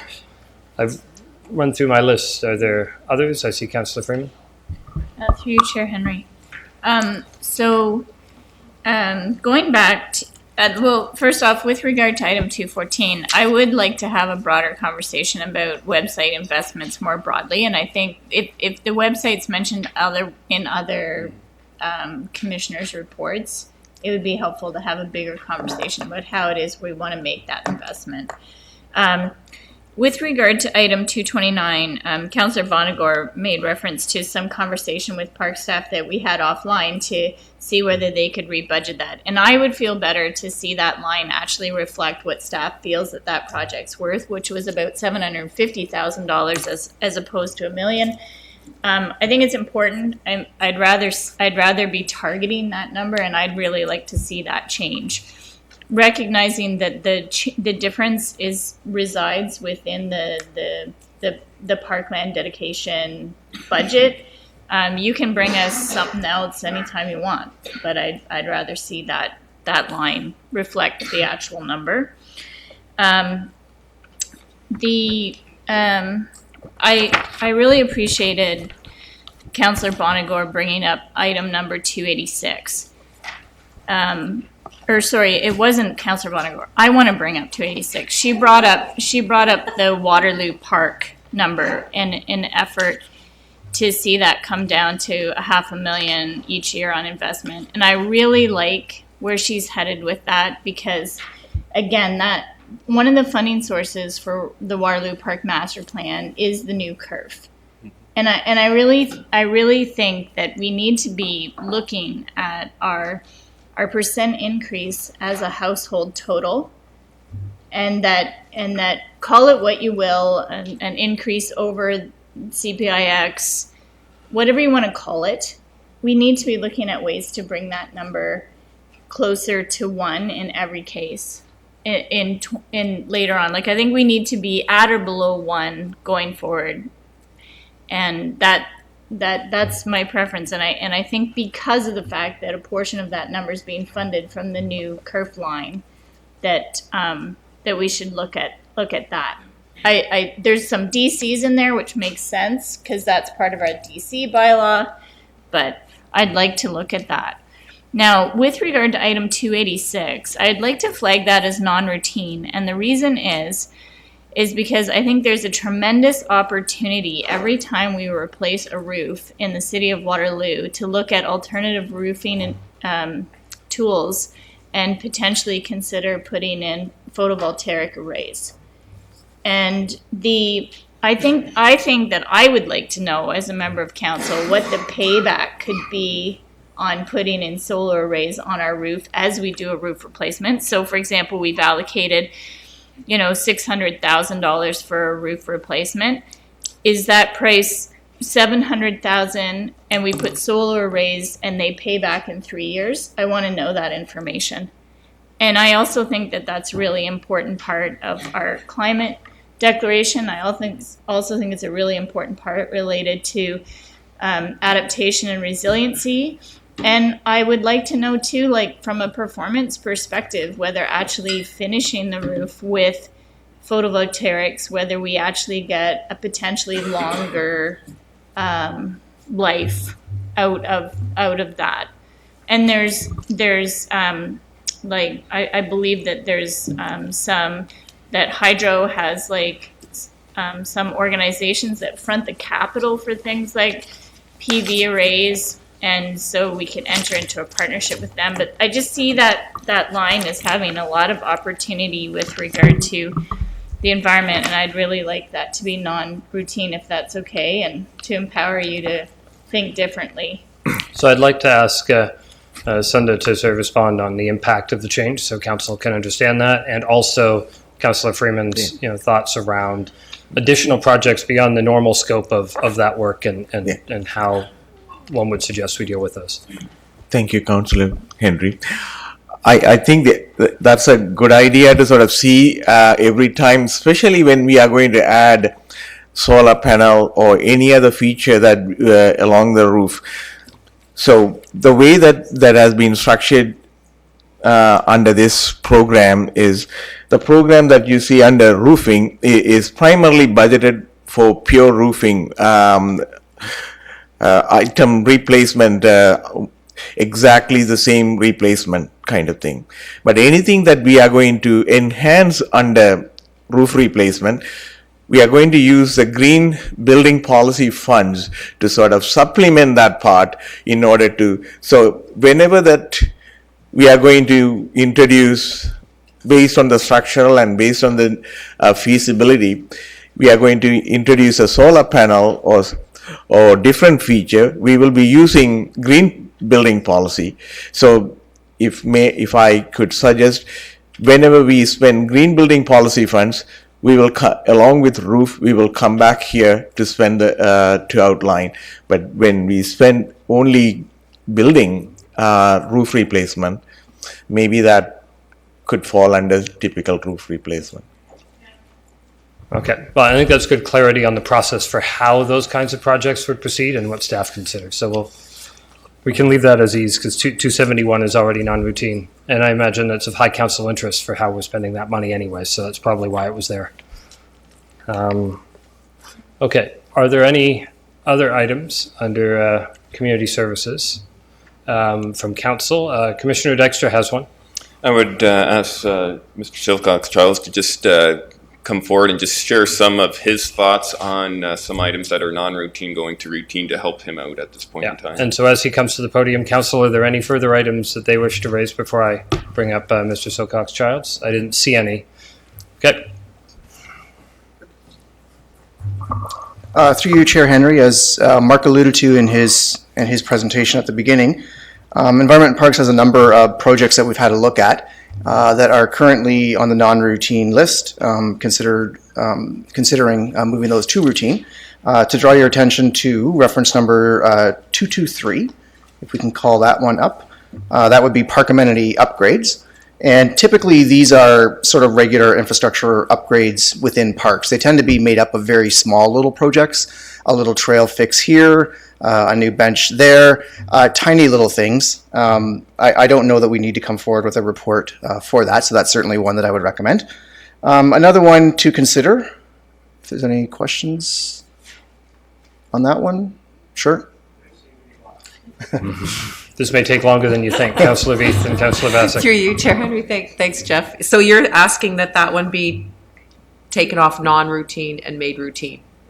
That's correct. His whole list will be those kinds of things. Okay, all right, good. Thank you for that clarification, sir. And Councillor Bassick? Thanks through you, Chair Henry.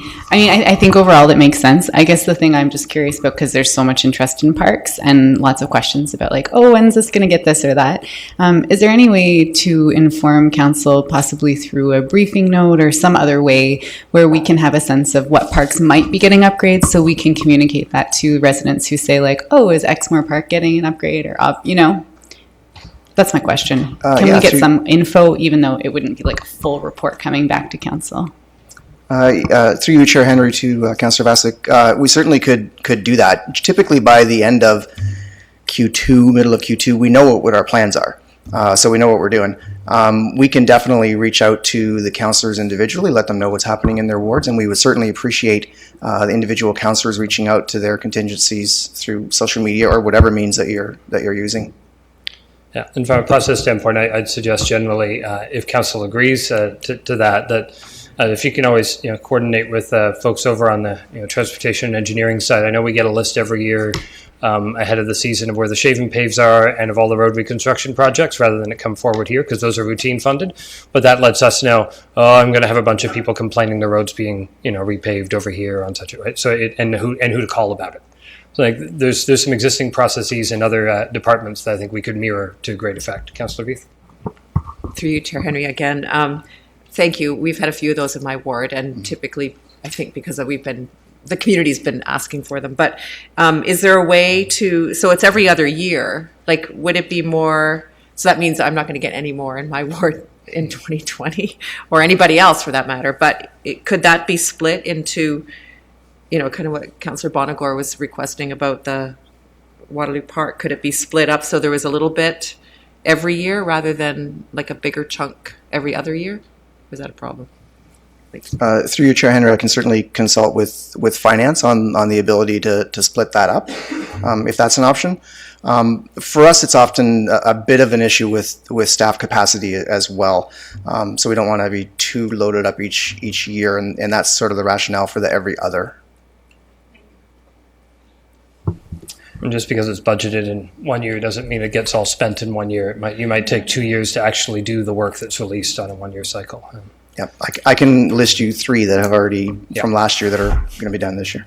Another one we're to still consider. on 223. Sorry, Councillor Bodley. Sorry, just a question on this. And maybe some historical background that maybe you could provide to me on this. Typically, when these things have come to council previously, has there been any public engagement at those meetings? Has there been any concerns around what's gone forward, or has it been operating as a routine item typically in practice anyways? Yeah, through you, Chair Henry, to the councillor, you're bang on there. A lot of different projects that are non-routine that come forward, some of them are often, they'll just keep showing up on consent. They don't really get a lot of attention. That's not the way to do it. As Councillor Vasic and Mark were talking about earlier, there's better ways to do that. Really, really great public engagement, some creative public engagement, some great social media outreaches. If we want to do some ribbon cuttings for the Bechtel Dog Park new trail, we can certainly do that with some of our 4-legged and 2-legged patrons. It's those kind of things that get noticed. A lot of the reports, especially those ones that just keep coming up on consent year after year, they really don't get a lot of attention, I don't believe. I know I haven't read about them in the Chronicle or anything. As one example, or the Record for that matter. Okay, so you've given us one suggestion. Let's see if the next one will be faster. Sure. Through you, Councillor Henry, the next suggestion is very similar in a sense. It's reference number 232, Park Strategy Implementation. And again, this is one that we could consider as routine, depending on what it is. And I believe that there are better ways to get the word out on exactly what is happening. Understanding it's a new item, so you might want to keep it non-routine for a year and see how it goes. But again, it's one of those things that's going to be made up of a bunch of little smaller improvements that might better be presented to the community in a different way. Through you, Chair Henry. My one question about it though is what happens when we get to years 20, 27, and 28? So it jumps in those years. So would it just by default, due to the amount, be non-routine? It definitely could, or at any point, council could request it. Yeah.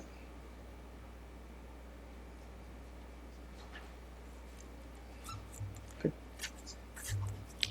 All right, thank you. Those are the two. Okay. I got the impression from Commissioner Dexter that you had a whole list that you're ready to move, but you've got nice small buckets of a bunch of things. So, Councillor Freeman, on those? No, actually, I thought of one other thing that falls under Jeff's plan. It's item number 258. with regard to the emerald ash borer management. So at this point in time, are we no longer treating trees? This budget's now allocated entirely to removal and replacement? Is that the way I understand it? Through you, Councillor Henry, to Councillor Freeman, that was actually one I had on my list for consideration of moving it to routine. However, to answer your question, we are still treating trees. We are treating approximately 170 street trees, as well as about 50 park trees. So just over 200 trees we are still treating with triazine. As everybody knows, triazine is not a cure, and you have to retreat every 2 years to keep the beetle at bay. We're about halfway through the EAB infestation, I would say, a little over halfway through. And I believe we'll be coming forward in the first quarter with a presentation to council to get you up to speed on what's been done over the last few years and what the plan is to continue out the EAB management plan. So is that a request to, move it off? I mean, recognizing we probably still want that first report. I'm fine if you want to take it off non-routine and make it routine, I think. If I understand you correctly, we could actually be in a place where we save those trees because we're treating them, because the emerald ash borer may indeed decline or go away or die off. Is that correct?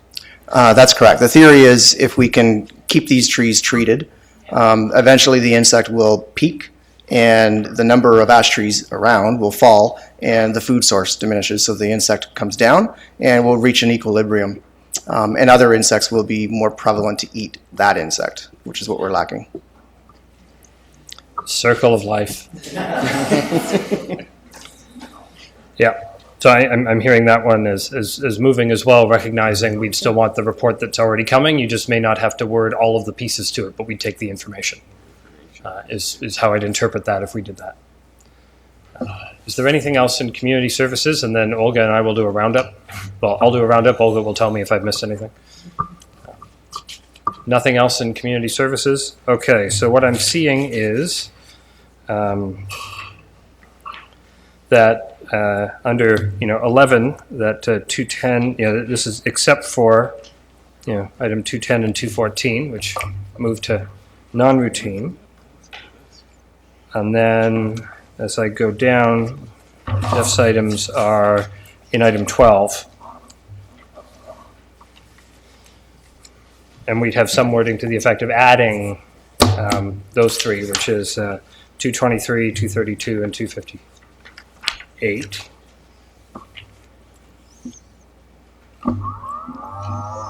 And was there anything else I missed in terms of classification? So those are them. Okay. So can I get a mover and a... So it's 223, 232, and 258 that are added into recommendation 12, which is EPS. I just lost the plot on 286. I've got 3 different things written down. 286. 86. So Councillor Freeman had asked, can we make the roof things non-routine so that we can do PV? And Sunda said, but we've got item 271, which is non-routine. And whenever we do a PV roof thing, it'll come from 271. So we've already got a non-routine item that covers those things. And Councillor Freeman said, that sounds good. Leave it as routine. Okay, that's fine. So, thank you. I think that was the summary. And what did we do with 214, the museum website? 214, so 210 and 214 under recommendation 11 are except because they're moving to non-routine. Okay, so if I argued that, would I argue it now or later? That you want to keep them routine? Yeah. Now would be a good time to make that argument? The reason was I wrong, council, that 210 and 214 were items some people wanted to move to non-routine? I think those were raised. Some people want to move 210 and 214. So you are in favor of having them non-routine. The mayor wants to oppose you, which is totally cool. Yeah. It's a discussion. Yeah. And that's why, have we got a motion on the floor yet? No, so I need a mover and a seconder so the mayor can disagree with something. Okay. Moved by Councillor Freeman, seconded by Councillor Bodley. Mayor, speak your truth. Okay, with respect to the museum website, it's something that's, $60-some thousand scheduled for this year. I think we've all seen the value proposition of a website for the museum. We did a consultation. We have the museum strategy. This is continuation of the museum strategy. Short of knowing it'll be a museum website, I'm not sure what more we could have that would make our decision go or no go on this. And from my standpoint, I think it's wasteful to spend a few more $1,000s to get another report to say it's a website. And I just don't see the need for that. It's not a big deal, but I just don't see a need for it being non-routine. I'm not sure what decision points council would be looking for more than it's a museum website. Without speaking specifically on reference 214 being added to the exception list. There may be counterpoints. We don't need to exhaustively discuss this. Who would like to be my counterpoint? We're debating this now, not in point 17? We are debating the classification of routine and non-routine in this motion before us right now. Okay. Appreciate the comments, Mayor Jaworski. So through you, Chair Henry, I guess my comment on it is the thing that I'd like to see how they could integrate with other with other websites that are also on the go, and how it's integrating with potentially the city website in general. And I guess if ultimately it came back and said we need a standalone museum website that's not related in any way, then that would be a decision point for me to question whether we should be spending that money on that. So that's my justification for why I think it should be non-routine. So some remain to be convinced and others are convinced now. Totally fair. Councillor Vasek, on this item? Yeah, through you, Chair Henry. I guess my question is, has it been looked at? My impression was that, I was under the understanding that the idea was that a museum website has unique characteristics to just a city website and needs unique capabilities, and so it might not integrate necessarily. It might be a standalone website. So I guess I'm just curious if that will even be part of the report that comes back to us, whether or not it will integrate. Have you looked at that already? Through Councillor Henry to Councillor Vasek, yes, that is a discussion that's already occurred. The ideas that we've heard in the last couple of weeks on the need to integrate the website, the creative Waterloo enhancements, connecting with communications on this. The team has been working on that, so they feel they can incorporate the suggestions that have been discussed here around the horseshoe by council. So there is opportunity to take that away, get the funding and advance a website within the current city website. And Councillor Freeman. Through you, Chair Henry. More broadly, none of our other service areas have dedicated websites that are separate. Like Rim Park doesn't, the Adult Recreation Center doesn't. And when I think that if you Google the Waterloo Museum, you get a very fulsome, in my opinion, a fulsome link to our webpage, which gives all the upcoming exhibits, talks about donations, collection, everything. Like $68,000 is a resource that I think we have to be honest and say that the citizens are looking for ways for us to save resources. And so if we're going to spend another $222,000 just 2 years later, shouldn't we be thoughtful and consider these two line items together and how they relate to improving the conversation with our citizens about the services that we deliver as a city? I don't know. As I said, we just launched a website last year, and I don't know. It's just I'm just getting tired of spending money on websites that I don't hear the broader citizenry telling me that it's helping them. And then, with regard to item 210, like I said, I'm totally indifferent if you want to keep it in, but I'm not okay with the funding source. So we will deal with the funding source under M17, but the classification was also requested to be changed. I won't debate that, but I'll say that whether it's routine or non-routine is up right before us right now, and it was raised by folks, so we will have the second conversation later. Councillor Hammer. I'm just going to move on to it's 210, and the reason for non-routine is not so much the funding source, and I agree we can talk about that later. It was a bigger issue of storage and looking at all of our storage requirements at the same time. So, yeah. So I think we've exhausted our debate on the classification of those projects. I will take a vote on recommendation 11 first, and then I'll take the other ones. That's the closest I'm going to want to get to, because that's what everybody's debating. Nobody's debating 12, 13, 14, 15, or 16 as amended, so I'll take number 11 first for a vote. That's the one you're voting against, and lots of people are voting for. Okay, so on our agenda, Community Services Department recommendations 11, that Council approve the community programming and outreach services projects listed in Appendix D be classified as routine, and that these projects be considered for budget approval on February 10th, 2020, except for reference 210 and 214. By those additions, that makes them non-routine. So that's the motion before us, which we've spent a bunch of time debating. So hopefully we're good, and we are either in favor of that or we're against it. So all those in favor. Mayor's now even in favor of it. Okay. And all those opposed? Councillor Veith. Okay. So the classification of that one is set. And we'll take 12 to 16 all at once. Remember that item 12 contained the additions of 3 items moving from non-routine to routine inside Mr. Silcock's child's area. So I'll call the vote. All those in favor? Carried. That's everyone. Thank you very much. And that brings us to Mr. Rapp, who has been patiently waiting to tell us all about IPPW, which touches all of our lives every day. Are you going to do the same thing again, or are we going to see a different song and dance routine this time? Slightly different, Chair Henry. Yep, that's good. But thank you for Keep it taking new. notice last time. Great, it's pulled up.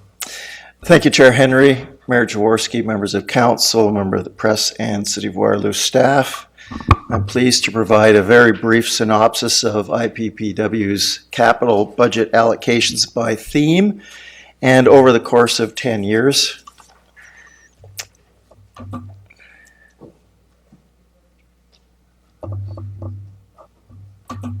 Oh, there we go. Sorry about that.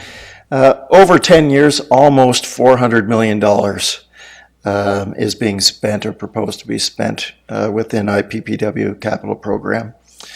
Almost half of that is within the first 3 years. In the first year, approximately 70% of the capital budget is going to assist what I'll call the movement of people, taking note of Councillor Bodley's notion at the business plans that it's not just roads, it's a number of different things. It's sidewalks, multi-use trails, lanes for bikes, and lanes for cars. But in that first year, about 70% of the capital program is going for that type of work. We have a number of different ways to describe where our program is focused, as you've noticed with the other departments. One way is growth or expansion versus rehab. The first 2 years has a significant expansion program with a few big projects, and I would note that a few of which realistically may occur in years 3 and 4 because certain planning approvals and where things are at in the planning process. Over the 10 years, growth and expansion versus rehab is pretty evenly split at about pretty close to 50-50. Actually, if you take a look, depending on the year and the project. How are we aligning our capital investment by the strategic pillars? And that's within the new strat plan, of course. There's no surprise, I don't think, after just what I mentioned, that 2/3 of our program is related to infrastructure renewal. A significant portion is aligned with sustainabilities and strategic and other strategic plan principles as well. With respect to funding release, which is the concept or the notion of today, our program varies by the year. between about 40% to 75% routine. In the first 3 years, it's about 50-50 split between the two. And I'd like to remind Council too that particularly in IPPW with the legislation that we work within, many of our projects, while the release of the dollars is routine or non-routine, we still have public input through the Environmental Assessment Act or the Planning Act, just to name a couple of the various legislations that require public engagement. That brings me up to just the questions. Oh, it's not all there. And I do have about 10 or 9 IPPW staff joining me this afternoon. Of course, the 5 directors, and between all of us, I think we can hopefully answer any questions that council may have. Thank you very much, Mr. Rapp. Questions, discussions for IPPW, Councillor Freeman. With regard to item 590, I realize that this doesn't necessarily, I don't think it has a tax impact. I think it's all development charge money. I'm just wondering whether leaving it in the budget for 2020 and 2021 makes sense, like, because I'm just wondering whether that is more reasonably 2021, 2022. I don't know. I'm just opening it up for conversation whether or not it's a doable number, because it drives some pretty big numbers in 2020 in particular that may or may not be real. Through Chair Henry to Councillor Freeman, you're correct. That project is substantial in dollars, and with where we're at in the planning approvals process, I would suggest that the likelihood of us starting construction this year is pretty much zero now that we're where we are right now in February. And so we could probably push that series out maybe by 2 years, to be honest. We already have some monies open from previous years to allow us to do some hydro relocates, things like that, to prepare the project. So I think we'd be fine to shift that out. I've so flagged. Other items, Councillor Freeman? And I note existing on that one, the operating impact is currently 2023, just outside of us, but that would have some knock-on effects, I'm sure. Actually, that's a really good point. It's outside of this budget cycle, but yeah. And the impact will be the impact. As soon as it's built, it'll have an impact whether we budget for it or not. Sorry, one of the questions that I'd asked during the presentation, and I apologize because I left my notes from your presentation at home. I stupidly didn't put them in the same book I put everything else. But I had asked a question with regard to decorative lighting in Uptown Waterloo. And I'm sorry, I can't remember the number for that. I thought it was in the 800s. And if someone can help me, sorry? Yeah, it's Caroline Street, are you referring to, Councillor Freeman? That would be project 722. Thank you. So that's listed in here for 2020. And in further conversation with staff around that, I got the impression that that is not necessarily that it needs to be spent in 2020, that there could be other things driving expenditure of that later down the road. So can you help me to understand whether we can push that out? Certainly, again, through Chair Henry to Councillor Freeman. Yes, we could move 722 out, a portion of it, 1 year, and then we could take a look at the other years. Some of the funding is development charge related, so it still would need to be within the time period of the background study, of course. And some of that money is placeholder where it'll be tied to a specific development coming along. And the goal, the vision of Caroline Street is to have a higher level of pedestrian-oriented street-level interaction, not just to be what I'll call the back end of buildings, but more of a front-facing ultimately. So that's where we did want to have that money to pay our share of decorative street lighting for those pedestrians. Council's in control of probably most of the block from from Bridgeport, Herb, all the way down to William as the landowner. So council will know in advance of when they want to release those properties for sale and when our commitment might be, where we might have to honor our commitment to the decorative street lighting. So all that, sum it up as yes, we can shove some of that out. Thank you. So I want to, because I'll stay on the same item. I've got the ward councillor on it now. I'll go back to you. Just to, while we're talking about this line, from what I understand is the decorative part is one part of the project, but another big part is moving those light poles out of the sidewalk where they are creating huge accessibility barriers along Caroline Street. So just one word of warning is if we are pushing that out, Caroline Street will remain on the eastern side terribly difficult for people. Really? I was told this budget line covered both of those things. Oh, I was told that the poles are in the It does sound like process we of need being somebody moved. else in on this, so.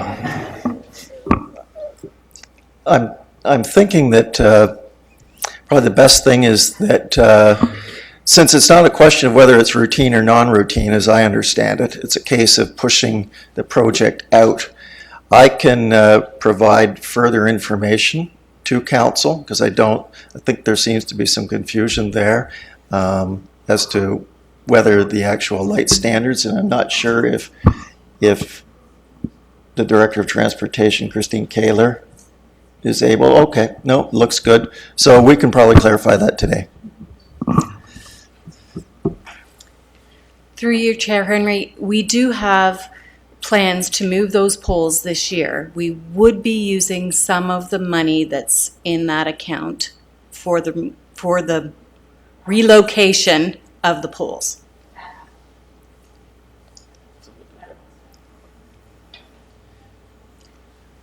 So with that, when we come back next Monday, we'll have separated out the required portion for the pole relocation and then distribute the other as we best think fits ultimately with the vision and the timing of the release of those lots. So council can consider whether to provide that direction when we get there. But that's helpful additional information even at this time. So I'll go back to Councillor Freeman's list.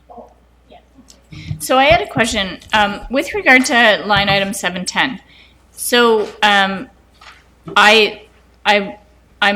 as you know, this trail is really an important part of the Waterloo, but I did want to ask the question, recognizing the fact that right now pedestrians and cyclists actually can traverse through the Waterloo or in at Waterloo property through the network of driveways. And I can't remember whether this is related to putting in a sewer pipe so there's dual purpose. I'm not sure. But all I'm going to say is that, a trail connection that we don't have that would be unbelievably useful would be the section between the new LRT stop at Northfield and the farmers market. The farmers market links about 5,000 workers between Union Gas, the Tech Park, Aryan Labs, and all the workers that work in the township side of the line, right, at Walmart and the market and all of that kind of thing. And I'm just asking the question whether there's a better bang for our buck to allocate the resource to seeing that trail completed. And it could be that the design's already done for this trail. I'm not really sure, but I just wanted to throw that out there for consideration. So it's line item 710. And I'm just trying to say from a priority perspective to whether there's an opportunity there. So let's frame the question so it can be asked and Yeah. answered. The question is the status of, I would say that's Market Trail Stage 1, because Stage 2 is in our CapEx for south of Northfield. So that was Stage 1. Right. What's happening with that? Where is that? Is there funding for that? Is there not funding for that? And the second piece is a status question on what 710 is currently funding. So let's ask it that way. Certainly, if I can ask Christine, or a combination of Christine and Francis, perhaps. Talking about Project 710, some of that would rely on us being able to access the land as well.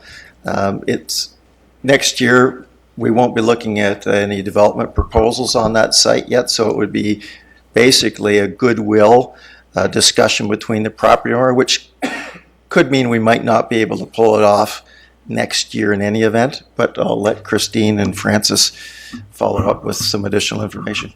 Certainly. Through you, Chair, the Councillor. Reference 710 is currently under detailed design right now. There's a lot of complexities with the project. As Cam mentioned, there's that negotiations with the owner in terms of encroachment. There's also other purposes for the trail. It's also going to be used as maintenance access. So it's not just the trail itself, but other peripherals that it's going to be used for. And so that was question 2. Question 1 was stage 1 of the Market Trail piece, which I know isn't in the CapEx, but there have been PICs on as the region had public transit dollars for that kind of connection. Through you, Councillor Henry, I will have to get back to you on that one because I don't want to say yes or no without checking with the staff and active transportation as to where it's at. Go ahead, Councillor Freeman. More broadly, if opportunity exists to bring that into the budget in the next 3 years, whether it's through the gas tax, whether there's grant opportunities, whatever might come up, I think we should kind of just keep it on our radar because I think it would indeed move a lot of people in conjunction with that higher order transit. Christine, since you're there, one of the questions that I had asked during the business plans was with regard to line item 727, where it relates to traffic calming studies. Now, I'm trying to get a sense of whether or not this resource is related to formalized traffic calming studies or whether it relates more to the work of putting down devices to record traffic speeds and volumes and so on, and then creating responses to people like me or the broader citizenry when they have concerns about the traffic passing their homes.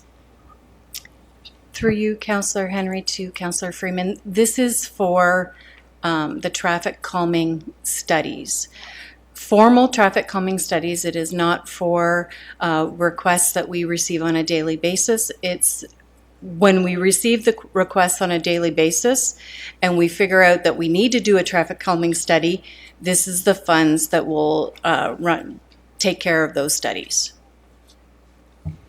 And then as a corollary to that, it seems as though oftentimes people want some level of traffic calming implementation. And some of the tools that seem to be working, at least, include things like pedestrian refuge islands, curb bump outs, those little flippy sign things. So the question becomes, line item 718, is that the right number? Because it's really nice if we can respond to people with things like a pedestrian refuge island, and because it moves traffic, but it narrows the street, and it seems to have good effect. And I'm just asking because if there's one question that gets asked of me most routinely, it's around traffic speeds, and I just want to make sure that we're resourcing that right. Through your Councillor Henry to Councillor Freeman, we do have funds in 718 as well as 713 for pedestrian islands. So we have added in this year's budget additional funds as well as for the level 2 pedestrian crossings. So I think we have aligned ourselves fairly well with the requests. Good questions to make sure of. I mean, as I went back to the prior conversation, I think the project sheet 709, which was the Market Trail Phase 2, which was south of Northfield, had noted that the portion north of Northfield you were speaking of is, quote, under the jurisdiction of the region of Waterloo. So maybe that's part of why we don't have as much information or budget details. Yeah, well, we'll learn more, I'm sure. Anything else, Councillor Freeman? Or I'll look for other IPPW comments. We'll just turn to your right. Councillor Bodley. Okay, thank you. Through you, Chair Henry. Recognizing that this is fully DC funded, but just curious about item 612, which is the water main repair on Herbsville Road between Iron Needles and Columbia Street, is in 2022 and 2024, and according to the project sheet, is scheduled to align with roadworks in that area, which I am curious as to whether or not those roadworks are actually happening, given that those are regional, that it's a regional road. I'm going to look to either Francis, behind me, or perhaps Mr. Ormson in their knowledge of the 10-year capital forecast for the region as to where that project might reside now, because it can change every year. I don't know that, but perhaps one of those individuals does, and if not, we will answer that question as soon as we find out from the documents that we probably have downstairs related to the regional capital program. Ron, are you aware? Yeah, if it's no, you can just signal no. Okay. Yeah. Francis, do you know? Oh, sorry. Through you, Councillor. The EA just was completed last year, so it is a live project. So it's going to be going online shortly. So that's why the budget's on 2022, give or take. Whenever that project's completed, there's going to be a cost sharing for the water main there with the regional works along the area. Thank you. Very good, thank you. My next question is related to 582. The Hydro Corridor Trail between connecting Columbia Street to Herb Street, potentially through the Hydro Corridor there, and whether or not we could potentially move this item to non-routine because of the fact that it has relatively high public interest, I would say, and any comments that you may have on that would be appreciated. Through Chair Henry to Councillor Bodley. Of course, we could move it to non-routine. I'm just wondering that we will be or can do public engagement to the neighborhood in that area, sort of to the east of the proposed trail location in the Hydro Corridor. So we could offer public information centers to do that without making it a non-routine project as far as accessing the funds. But of course, if council wishes it to be non-routine for the funding release, absolutely, that's an easy do. I think through, appreciate that. I think further to Mayor Jaworski's point regarding the museum website, I'm much more interested in the public engagement side of this, I guess, than it being a non-routine item. I think it's a necessity and is going to be a excellent addition to the west end of the city from a pedestrian perspective. So if we can ensure that there are public engagement sessions and that I am aware of them, that would be great. Certainly, I'll make sure that the project manager actually reaches out to the ward councillor to describe what that might look like.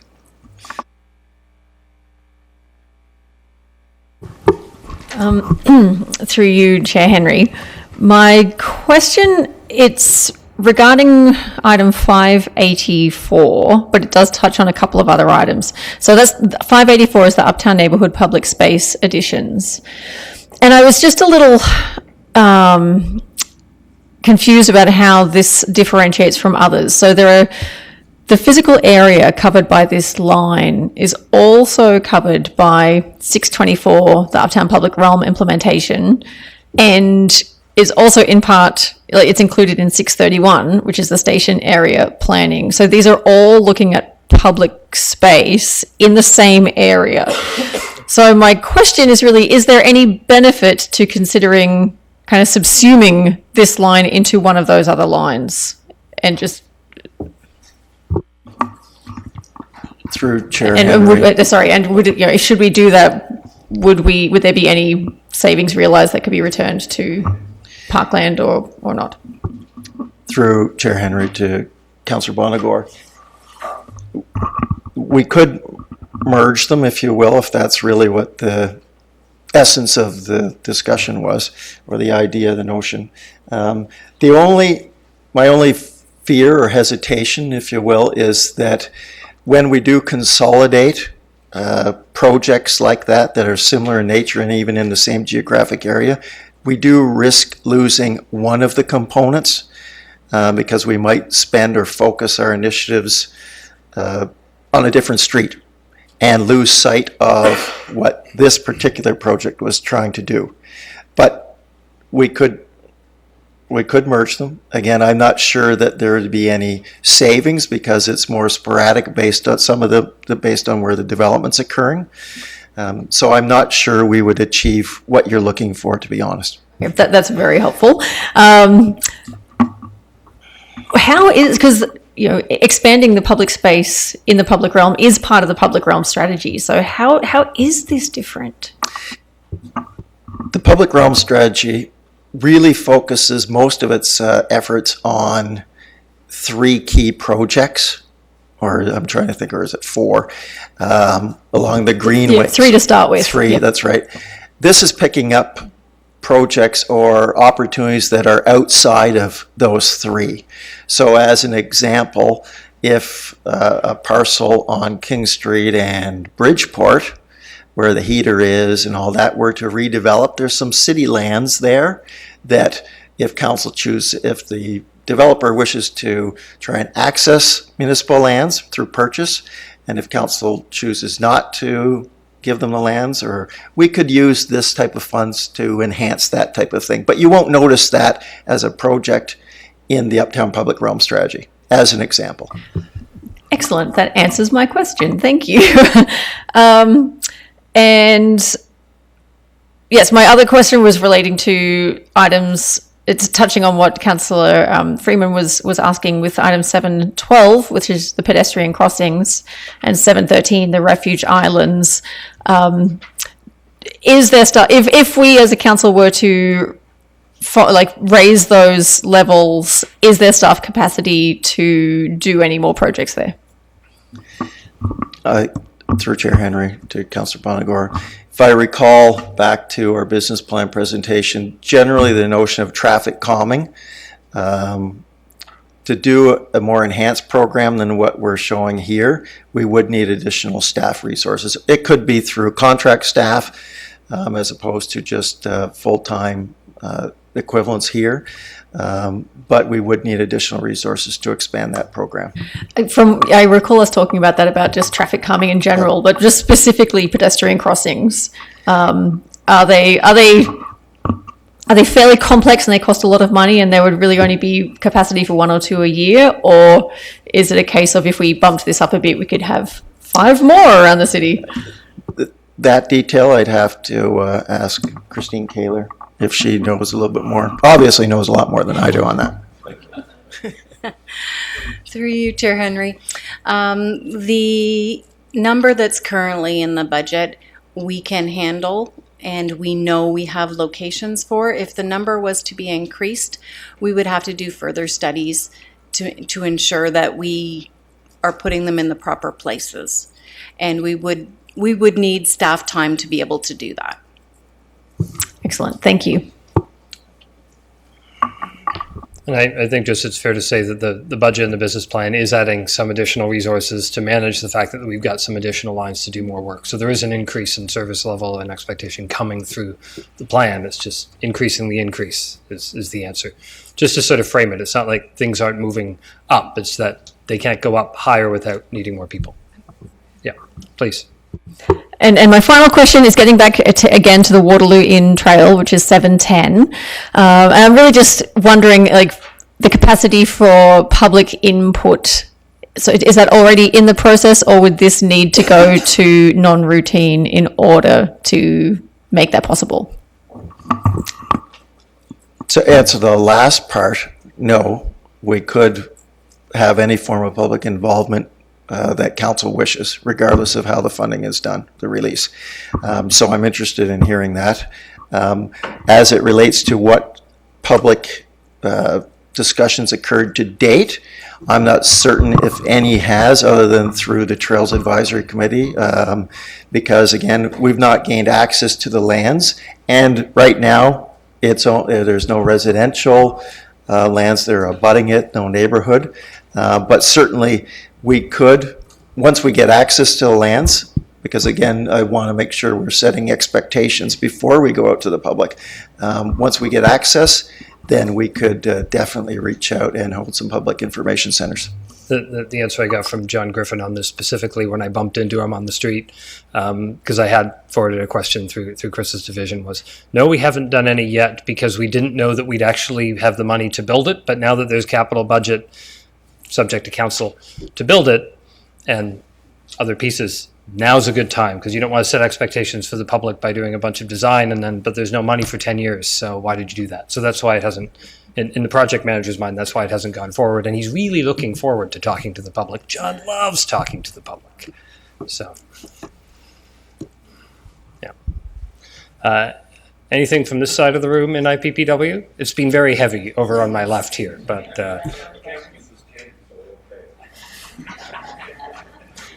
that would be the Commissioner's Special Projects line, I think. Yeah, okay. So seeing none from over there, I didn't hear any reclassifications. I heard thoughts about it, but I don't think we ended up doing any. Did I miss one? Or Olga can tell me what I might not have heard. I think the request was made for 582, but I agree with you. I don't know if that was actually resolved. Okay. Okay. So there are no changes to these, though we've got a couple of conversations to have when we get down to item 17. So the recommendations can be moved and seconded as printed by someone. Councillor Hanmer, Councillor Vasek, any conversation? Seeing none, all those in favor? That's carried. And then I get to read this. No public meetings, no consideration, notice given in a previous meeting, no notice of motion, no communications and correspondence, no unfinished business. Are there any questions, council? Good. New business. We've got some items. So I think what will be best here is to again go sort of department by department, so that we don't lose track of anything. So I'll start back up at CAO. I'll tell everybody what we've got in terms of items to talk about. Councillor Bodley was looking at pushing reference 111 out to 2022. I had Councillor Bonagor thinking about funding source on item 115 and about questions on repaving 131 and 136. And then I had Councillor Vasek on general reporting back on achieving some of the community economic development using a specific line item. But I'm wondering if, Councillor Vasek, if that was about looking for more on budget day on this, or whether in general you'd like to see something back from Mr. McFadden and Mr. Anderson about how we're going to do that, not specific to any specific line, but just how we're going to do that. Yes, definitely. And I guess my only question would be if we need anything to go in the budget, I'd be interested in having those thoughts before next week. So if a report back can just happen and we can talk about how that might happen post-budget, I'm fine with that. But if I need to ask specifically that it would come through a line item, then I would do that next week. Okay. To Mr. Anderson to give me some guidance on how to handle the request. Thanks, Chair Henry. Yes, no, we will take that one away. I don't anticipate there'll be a funding need this cycle of budget, but let us provide a more fulsome update on February 10th, and if there is a budget need, we'll identify that by that date. Yeah. Okay, so we don't need to do anything on that? Okay, that's good. I thought I'd take the one that I thought that would be the case on. So let's look at, we've got Councillor Bodley's push on this is the Employment Parks Gateway improvements. And the question was around push to 2022. Councillor Bodley, do you want to reiterate what it is you're looking for, and then we can have a conversation about it? Well, I guess my request was actually more for it to be non-routine. I think it was Councillor Freeman who had pushed forward the thought of it moving to 2022 to align with the regional study. Okay, Maybe so that was Councillor Freeman's timing issue, but you were both of you were talking about clarity on the project. Okay. So I'd ask staff any challenges on sort of reporting back on on those items in times for budget, Dave? To you, Chair Henry, no, I think we can definitely take that one away, and it's likely that that's easy to shift out by the 1 year. But we can report on that with all the other directions from council. Okay. So I'm not sure if the clerk would like these sort of done individually, or whether you want me to group some, or Whatever's easiest, but it might be easier to do it individually. I'm happy to do that. That's why I was trying to lead to. Okay, so I'll look for moved by Councillor Freeman and seconded by Councillor Bodley to direct staff to review whether the timing of 111 can move to 2022 and to confirm the location of those works and report back on budget day. Plus or minus, Olga will massage all these words so that they sound somewhat consistent. And does that work for mover and seconder? Okay. Any conversation about that, council? Seeing none, all those in favor? Carried. Next I have item 115, the public square digital projector and screen. This was Councillor Bonagor's question about whether the municipal accommodation tax rather than CRF could fund this item. The response was, it's a gray area. Council could sort of decide. Is this, what do you think of that in terms of whether you want to give the sort of direction to have this reported back? Well, I'd be interested to see what the rest of council thinks, but also from staff, like, you know better than I do the process involved in justifying the spending that you do. So, where on the spectrum would you land? Mr. Anderson knows where he would land. So thanks, Chair Henry. I sense the current funding source is the most appropriate. I know the industry is very actively watching how we're utilizing the municipal accommodation tax dollars. We have made the commitment to report back to council. I believe it's annually, but certainly within 3 years on the overall usage of the municipal accommodation tax. And I really feel strongly they'll correlate it back to show us the room night uplift on the accommodation front. So that's sort of the background on it. It really is a gray area, as Councillor Henry noted. If council feels strongly that this should be funded from the municipal accommodation tax, it would be a council decision. Just know that ultimately we'll report on it and the metric side.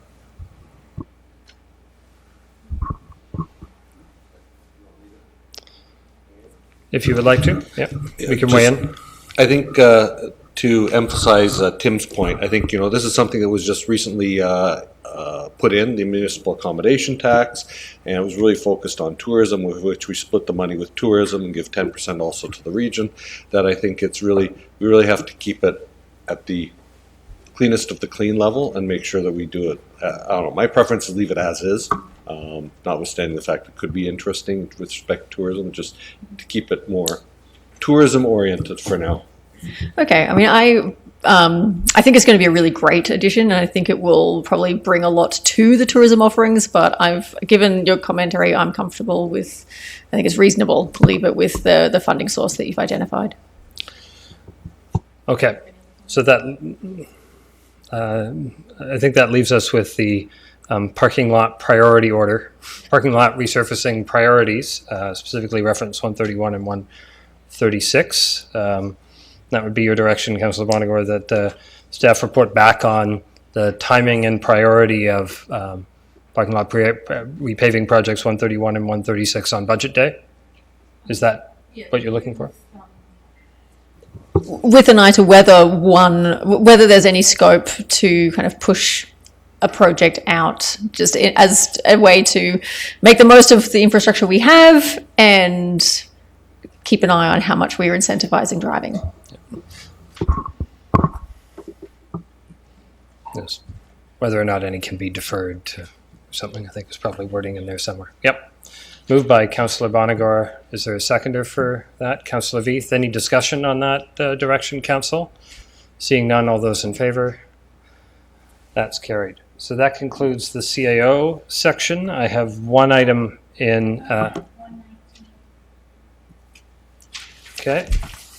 Excuse me, I'm sorry. I thought that Councillor Veith had asked about 119 and whether it can be moved forward with regard to the uptown parking expansions. And I thought I heard the CAO say that's fine. It's a bit of a placeholder. Did I get that wrong? Through you, Chair Henry, it definitely is a placeholder. As I described it, we're kind of moving this project forward over the course of time. It's been budgeted for quite a few budget cycles, but we're really looking for the right conditions and right opportunity. My preference, I think I mentioned earlier, would be to leave it as scheduled, just in the event that something needs to be activated there. Okay, so that concludes the CAO section. We had one item I'd flagged under corporate services, which was reference 402 about timing of website and website refresh that Councillor Freeman had raised. Sorry, I'm just getting my files in order to, and then making it bigger so I can have a hope and heck of reading it. Okay.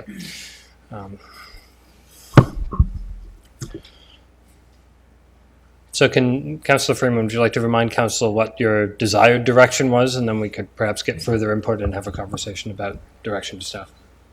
Yeah, like I guess my biggest thing was I thought perhaps this was going to be a discussion for actual budget day, but I think there's a couple of things in play here. There's a question about the relationship of the museum website alongside the city's website, whether they should be together as one project. There's the intention of the refresh is to improve user interaction. We just did that last year. Is the timing right on this? So those were the questions. Okay, that's Councillor Reith. Just through you, Chair Henry, just a comment. Like the websites in general, like go out of date quite quickly, and I don't know whether, I see that moving it up to the next council term makes sense in one way, but by then, we'll need another refresh. So I don't know. Like seriously, things change so fast with technology and websites and website usage, as a matter of fact. Like even as people that don't necessarily use websites, and not where are we going with websites in the future anyway. So I don't know. I just think it's something we need to keep our eye on. Keep kind of in our minds to. I just think that leaving it till 2023 we're going to be way behind the 8 ball. Anyway, just my thoughts.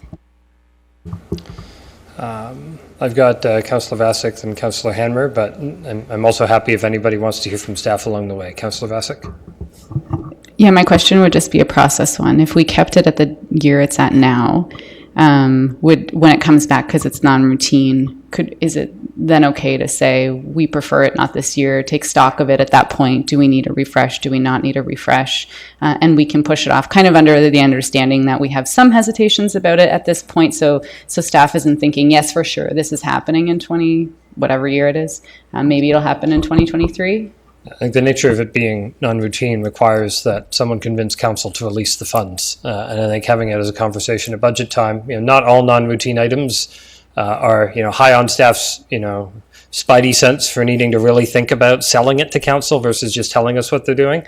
I think Tony knows that this will require conversation and selling and getting council to understand where the cycle is if it goes forward as is. So we can choose not to fund it at that point. I know Councillor Freeman's interest is, but if we don't fund it at all in this cycle, maybe there's additional money we can spend on something else. And that's some of what I've heard. It was also about the fact that $88,000 of the budget line item is coming from the new CRF. And in that year, in 2022, I think we should be looking at ways to get that number down to 1% instead of 1.5%. So maybe it's a matter of looking at some of the line items by which that funding source is funding and just reducing the line item by $88,000. So I think to be really clear, CRF is for new capital additions. Right. CIRF is for infrastructure renewal and replacement. Right. So when you're talking about 1.5, that's CIRRF, not CRF. So Okay, reducing CRF sorry, doesn't yeah. help us. Well, thank you. In that And they're direction. both $88,000, by the way. Yeah, I just wanted to make sure we were all talking about the right thing. I'm trying to make it clear that I'm trying to bring down that I-6 number for 2022. And so, this isn't a huge piece of it, but it's a piece of it.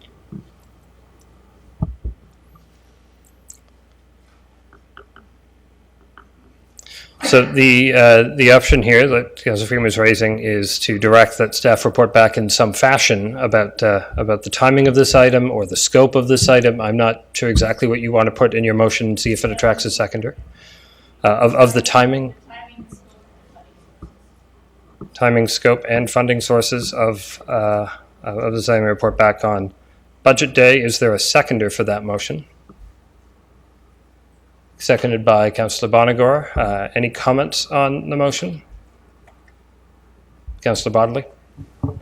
Just for clarity, the direction is to provide more feedback to us next week. It's not to necessarily say whether we agree or not with the... Yeah. Okay, thank you.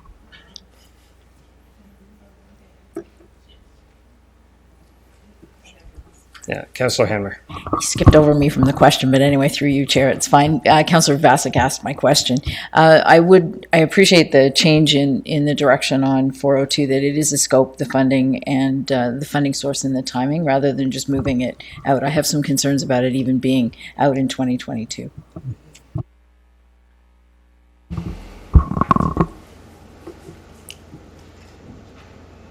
Okay. Staff know what we need for next week if council approves this. Any other comments on this? Seeing none, all those in favor? That's carried. Now we're into community services.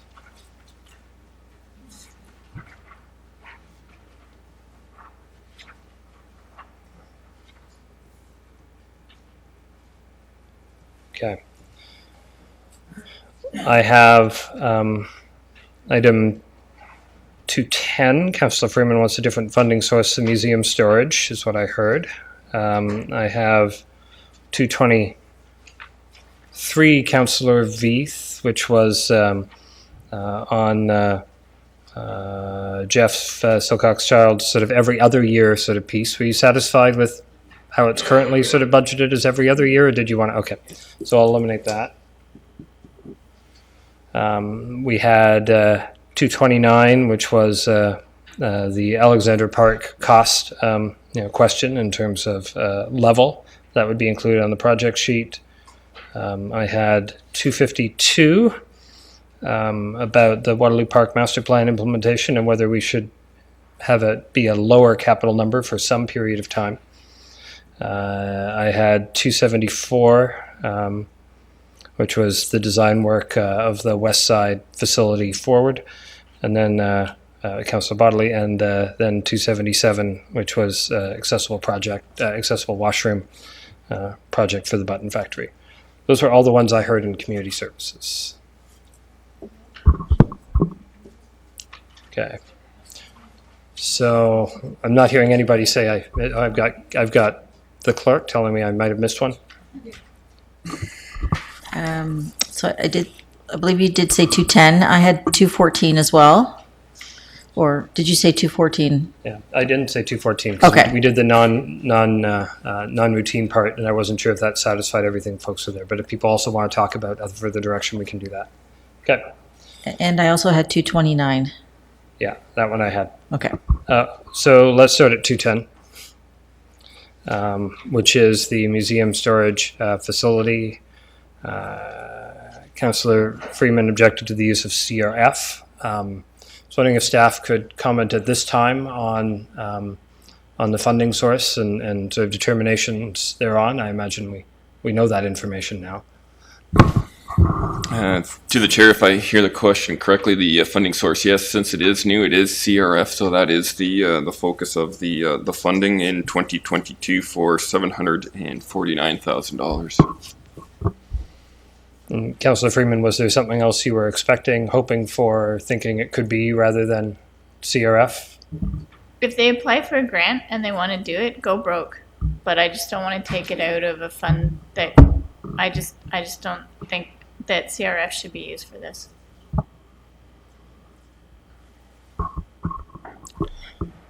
Okay, so that doesn't require any direction for budget day, I wouldn't think, because it could be opposition to a project rather than. Well, I think that Councillor Hanmer raised a really important question. We've got pockets of money through this entire budget talking about storage.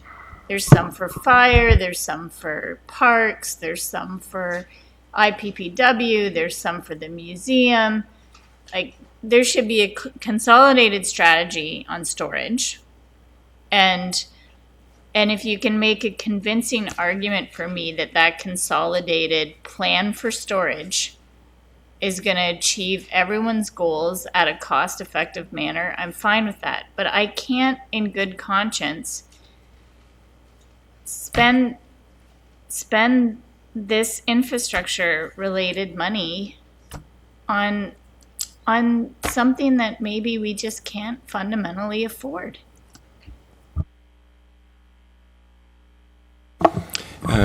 Through the chair to Councillor Freeman and all of Councillor, just I think you've hit on the piece there that we need to come back on, and it's really recognizing that these are non-routine items. We can come back and provide a wholesome report on storage and the strategy moving forward. The ability for us to know that money is within the budget right now helps with that conversation, and it enables us to have some planning and some sense of where we can go in terms of scope. Specific to the museum storage, they're doing an RFP right now and working through what is the scope, what is the need within that area for that storage. So they're advancing that. Grants are definitely a piece of that. With most grants, there's a seed portion that we have to fund as well with that. It's not usually 100%. So we look for a portion of that. So I would, my recommendation or advice to council is enable this funding to go with the plan that would report back on the wholesome plan, recognizing that will be before council. We'll have more information on the needs for the storage specific to the museum, but it gives us some sense of direction where we're going with this with the allocation that's before council tonight.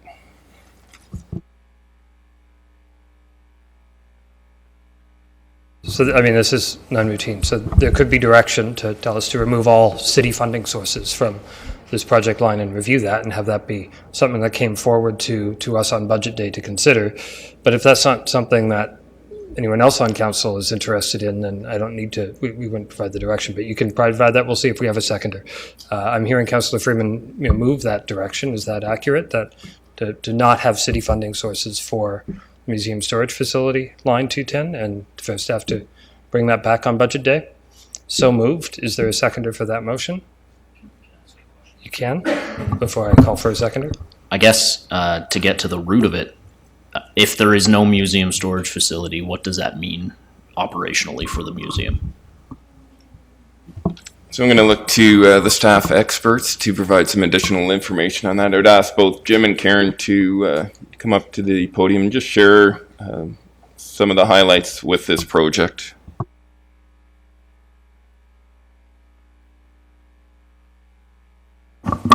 Our museum at the mall is not charged for rent.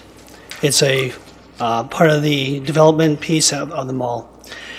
so there's no costs incurred with that. The museum continues to grow, and it does so at the request of the community. And yes, there's more artifacts that are in place, which include items that you don't traditionally think about. All council minutes from way back when are part of our collection. Death certificates, marriage certificates are all part of the collection. These are items that we don't traditionally think about going forward. All the artwork in this particular building is now around offices and so forth. If in fact we renovated and had to store it, we could not do it. We don't have the capability. And with the needs of the storage, we talked about that a couple of times, is the proper ventilation, proper HVAC systems, specialized storage. That does not mean, though, we could not work with other departments or other areas like fire or any other areas that have been identified, that to work with them to build a consolidated place like Councillor Freeman has suggested. And we're very open to do that.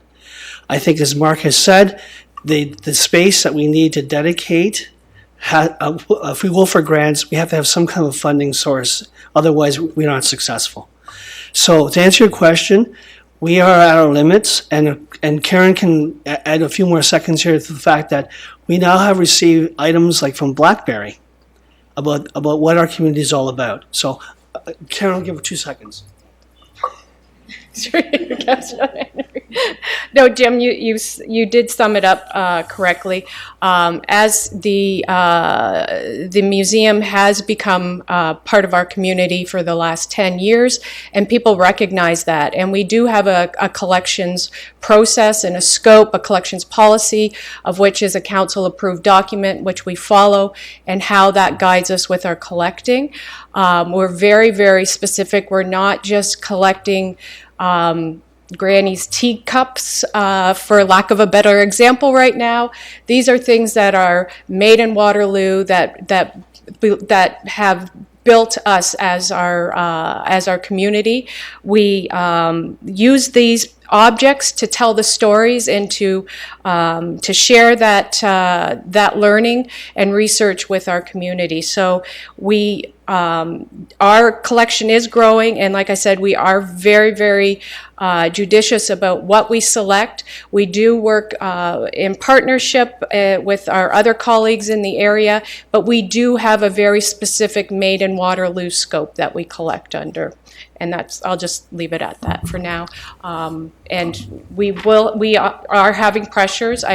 Jim has been before you before and said, if things at Shopify, we are currently paying for storage for the oversized objects. They're not in the specialized storage that we need. And the biggest asset that we have is that unique, one-of-a-kind Pierce Arrow truck that turned 100 in 2019. So I'll leave it at that. So just as a follow-up to my question about operationally what it would mean, one of the things that I heard there was that it would potentially prevent us from applying for grants. Is that fair to say, if we did not have a funding source here? Correct. Usually when you are putting forth a grant proposal, you discuss your project scope with an advisor through that granting agency, and they are looking for a committed funding. And so, just to follow up with that and give you an opportunity to speak to it, if there's no funding here listed, which potentially impacts our ability to apply for grants, what happens to the artifacts if we have nowhere to store them? We are getting to capacity within our storage facility at the mall, and we certainly are. We have turned down objects, but the other part of this too is, we'll have to be very, very, even more selective than what we already are, and we could miss some wonderful opportunities. And one of those could be from the Seagram family. Okay, I've got Ms. Patel, and then I'll go to other councillor questions. Through you, Chair Henry, just wanted to point out that we do have a budget for grant opportunities. That's item number 141 in the capital budget.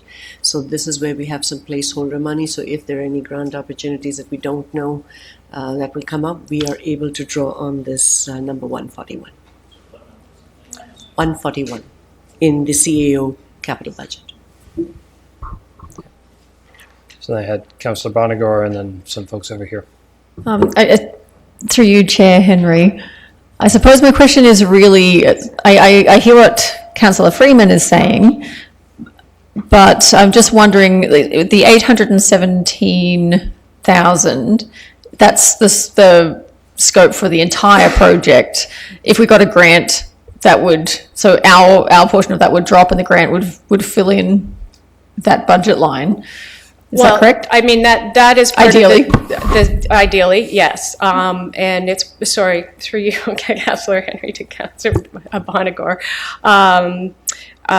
Yes, definitely that is a scenario, but it also could mean that we could, depends on the needs assessment.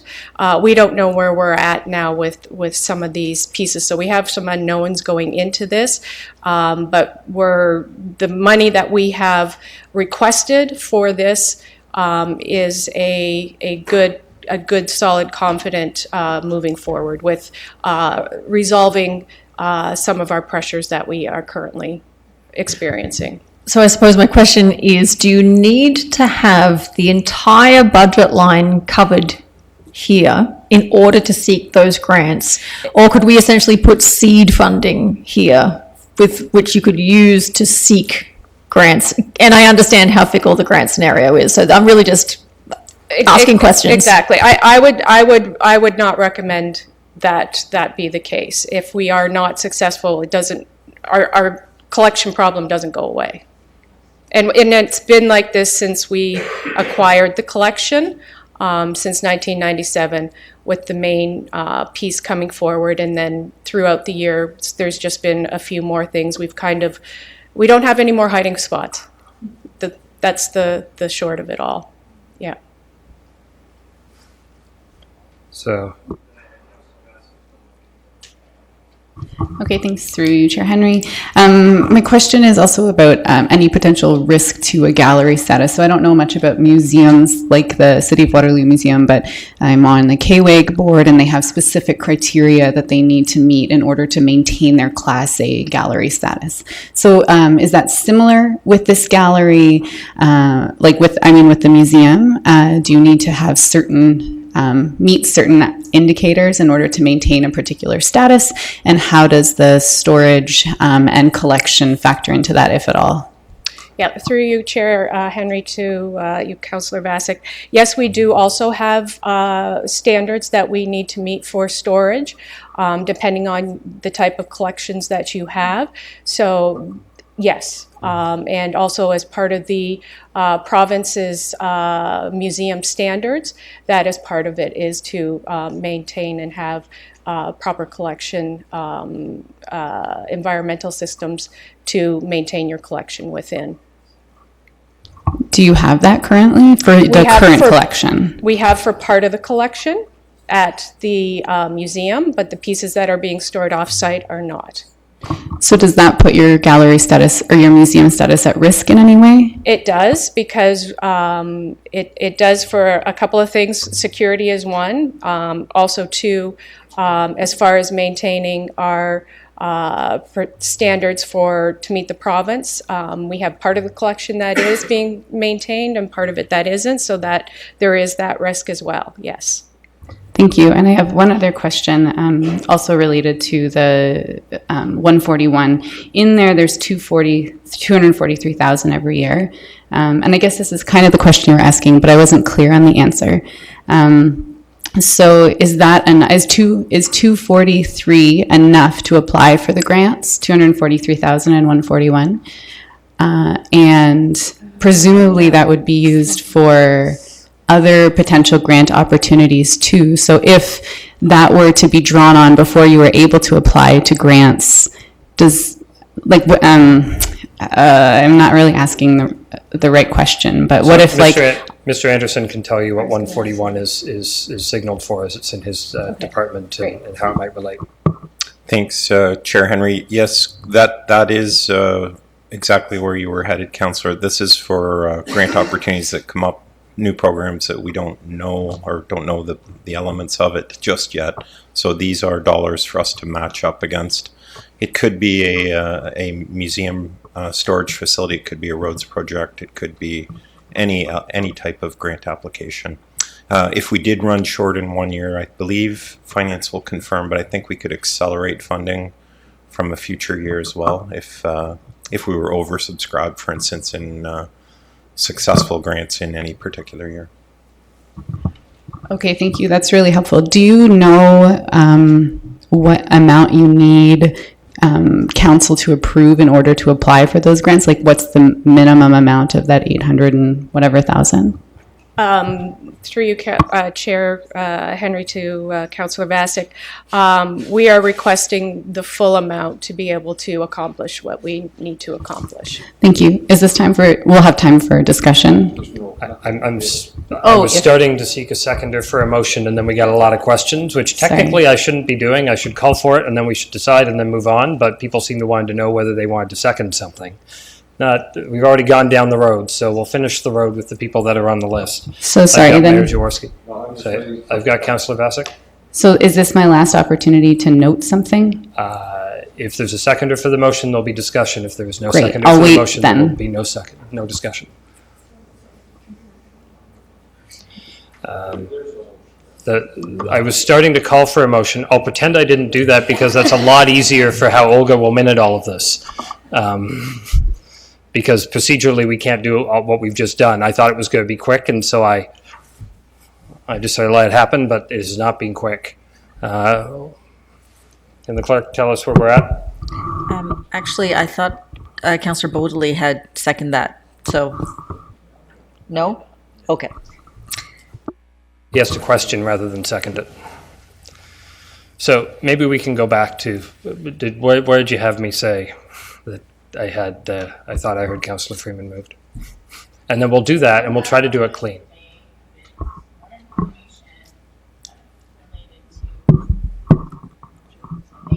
Can you use your microphone, please? Amount, timing, funding source, we'll genericize it.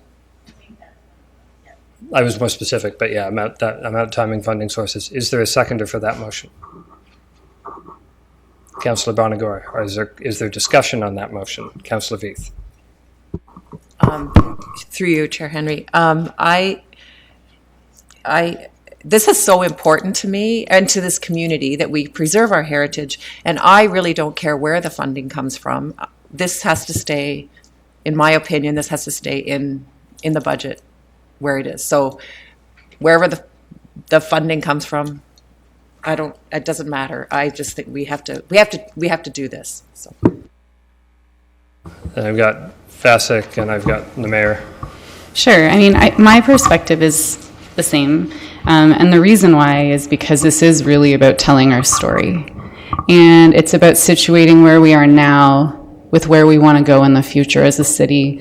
And we can't make moves on any of the strategic pillars without situating ourselves within our historical, social, political, economic context. And so I think museums are a key role in that. And it's a key role truly in truth and reconciliation work as well. And so I think it's important to be able to tell our story. And I also think that we use the tax base to pay for things like recreation and parks, and those are all worthwhile things, and we know that the city does that. And from my perspective, the story that I want to tell is that council supports arts, council also supports culture. Those are community benefits. They drive social progress and they also drive economic progress, and I think those are both important things to municipalities. And so I also believe that a tax funding source is also appropriate. So that's my perspective. I have Mayor Jaworski, then Councillor Bonagor. Well, certainly I think the capital budget represents the needs that we see, and I know for a fact just from The artifacts that had to be re-cleaned, I think, got Shopify during the renovations because we have them stored there. The 1919 truck that was stored in a facility, there was a fire in there. We had to clean that again because it was in somebody else's facility. And then also at the region where I think we were looking for, the region was looking for about $12 million for a storage facility, so much, much larger. The grants that came through were very tiny and didn't allow for it. And so there's such a need in our community for this, that this is something that I think should be penciled in. It's penciled in as, or put in here as non-routine, and I think it'll come back to us at the proper time. But to say that it's a need in our community as is, I agree with what we have here. Just to contribute to the conversation as well, through you, Chair Henry, I think really my concerns come from how this fits within our broader storage needs. To start from the really basic stuff, but also just this is a huge amount of money, and I suspect that if we were to shake some loose, there are many other ways the museum could use it. So in terms of actually getting these collections out to the community and building greater bridges and things like that. So I'm coming from a place of wanting to see the museum succeed. I know that this is a requirement. So my questions are really on timing, funding source, to see if there's something we could shake loose. So that's where I'm coming from. And I've got Councillor Freeman to wrap, if you wish to have any comments. I feel the same as Councillor Bonnefoy. It's not that I don't want the museum to succeed. I do want it to succeed. I just don't know if we can afford this dollar amount and that funding source. That's all, right? I have to ask the question, because I think, we have to ask tough questions. We are looking at a 3.4% increase. Kitchener approved 2.2%. And within that, we're looking to build capacity to do a whole lot more. We're asking people to pay effectively twice the cost of living, and I think we have to ask ourselves really hard questions. And I approve the museum strategy. I'm just asking the question whether we can afford this. Because someone's got to ask it. And maybe there's other places. There's other places in the budget where staff are going to tell me they'd rather take this money from and give it to the museum. So please, that's what, tell me. Right? Okay, so I'll call the question. All of those in favor of the request as item? All of those opposed to the motion? I will now go back and begin the vote again by clarifying what we're voting on. Clerk, can you tell us what we're voting on, since I see confusion on lots of faces? Direction's been given to staff to report back on timing and funding sources relating to storage needs throughout the city. Was that I thought it was just on museum, but just 210. But it was related to, I thought, all the storage, but it's fine.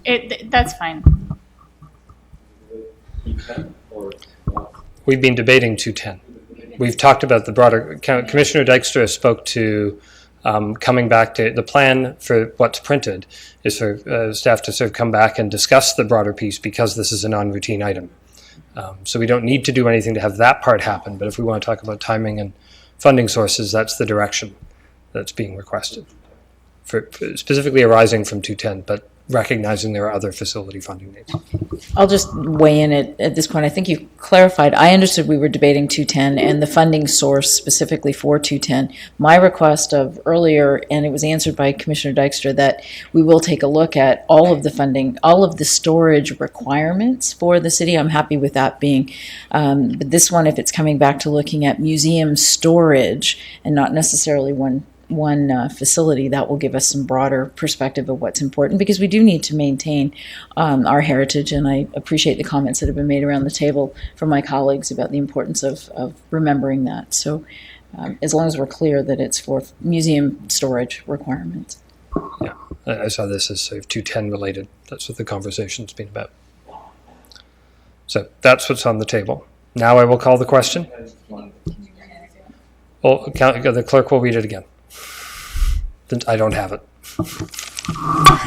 The staff be directed to report back on timing and funding sources for the museum specifically.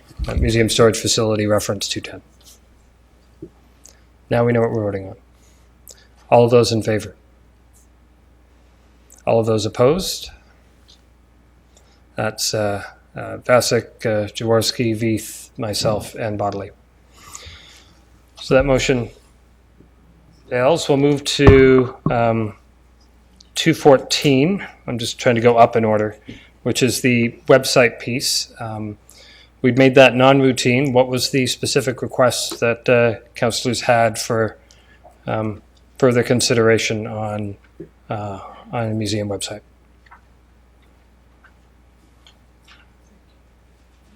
It's now a non-routine item, but this was flagged for further conversation. I'm satisfied with it being non-routine.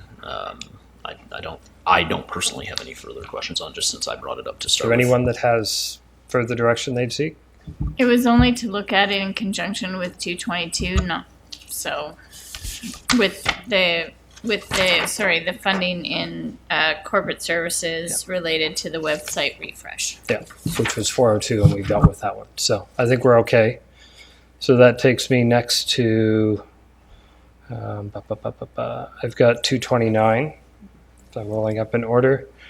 And that's the Alexandra Park line. There was a discussion about that the money automatically returns if it comes in over, but if we have some sense of the size, and should we adjust it now? So that was the conversation we had earlier, but I'll look to Commissioner. To the chair to help support council in the discussion.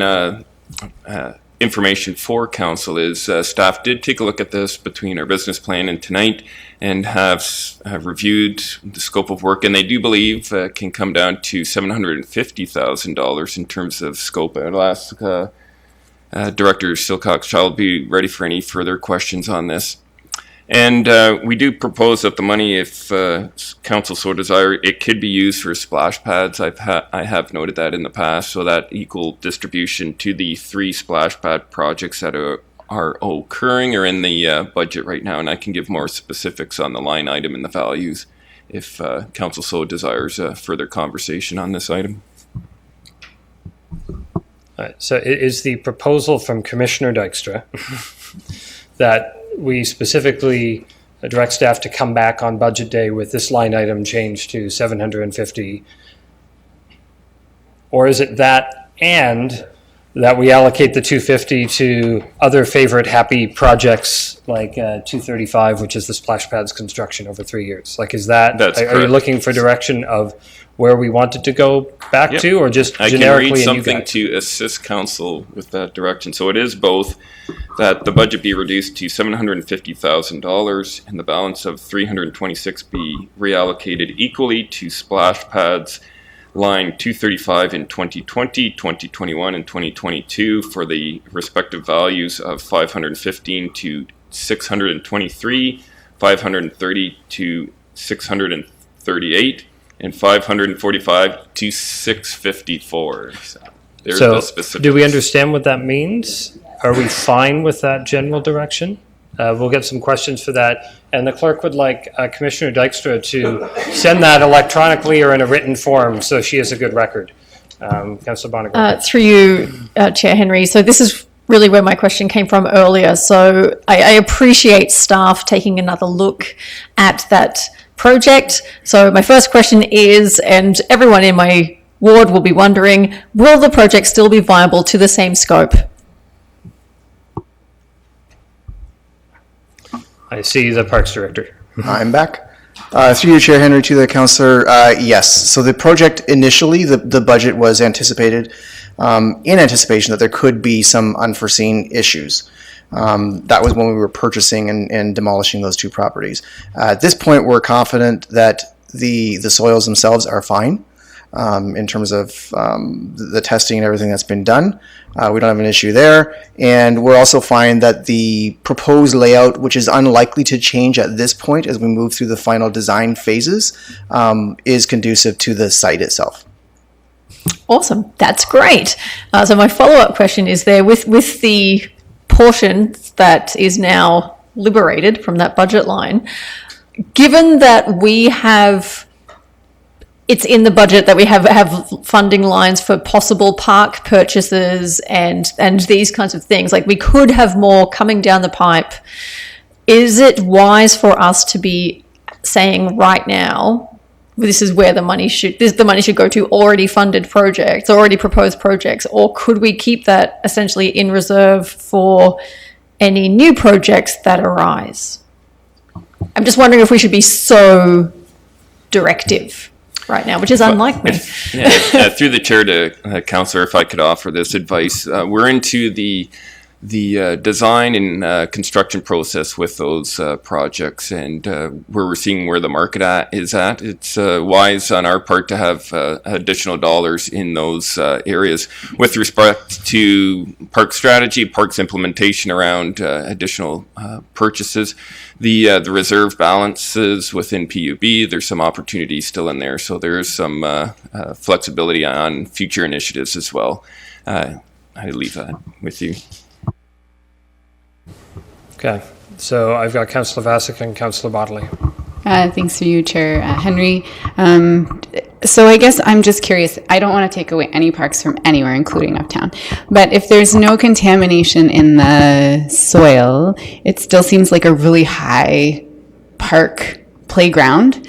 So I'm just curious, what will it go to? Is that still the appropriate amount, even though there's no contamination? Through you, Chair Henry, to Councillor Vasek, we believe that is the appropriate budget for the proposed park site, based on all the feedback and all the input we've gotten from the public and the designs to date. Is it exclusively for the playground structure itself, or can you give a sense of what it might look like? I'm just not familiar with the project. Right. So through you, Chair Henry, it's a park expansion. It's kind of similar to Mary Allen Park in that sense, but it'll basically be an entirely new park. From one side to the other, from street to street. New walkways, new play structure, new passive areas. I don't want to give you all the details, but there's lots. So essentially, it's a new park.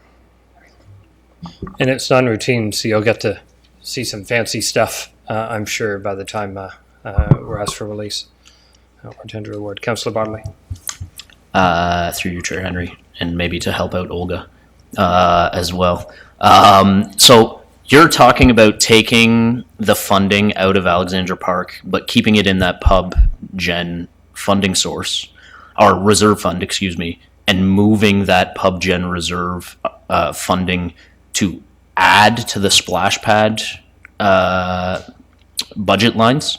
And if that is, I'm seeing nodding head. So if that is the case, why do the splash pads need to? Why does the funding need to increase on the splash pads? So I'll kick it off here and ask Jeff to weigh in. And I'm just looking at some notes here as well.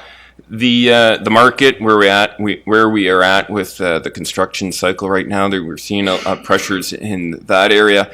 And then also just to make sure there's the right amenities there. We're in terms of the number of bubblers, getting some feedback on that. If there's some enhancements for parking, deal with off-street parking. We want to make sure those are covered. Those linkages, hard surface items as well to shade structures. We're hearing a little bit more on the desire for shade. So those pieces start to broaden a bit of the scope. So I'm going to turn to Jeff, see if there's any additional context there. Through you, Chair Henry, to the councillor, we've had the fortunate experience of being able to go through the Waterloo Park West splash pad design and tendering, and it's about to start actually very, very soon in the next few weeks if the weather holds. So through that process, we've learned that there's a few things we didn't anticipate. One of them, as Mark mentioned, was shade. So there is going to be a need for shade at these next 3 splash pads. The other is to accommodate any servicing, and we're not 100% sure where the next ones are going to be and what servicing needs are going to be there. But those are certainly 2 aspects of what needs to be there, and could really help us out if the budget was a little bit larger. Oh, okay. Given that we just had a lengthy conversation about another item that was funded by CRF, and almost the exact amount that you were talking about reducing this is funded for CRF in the splash pads, Is there any consideration to keeping the budget for splash pads as it is and just swapping out that CRF funding for this pub gen funding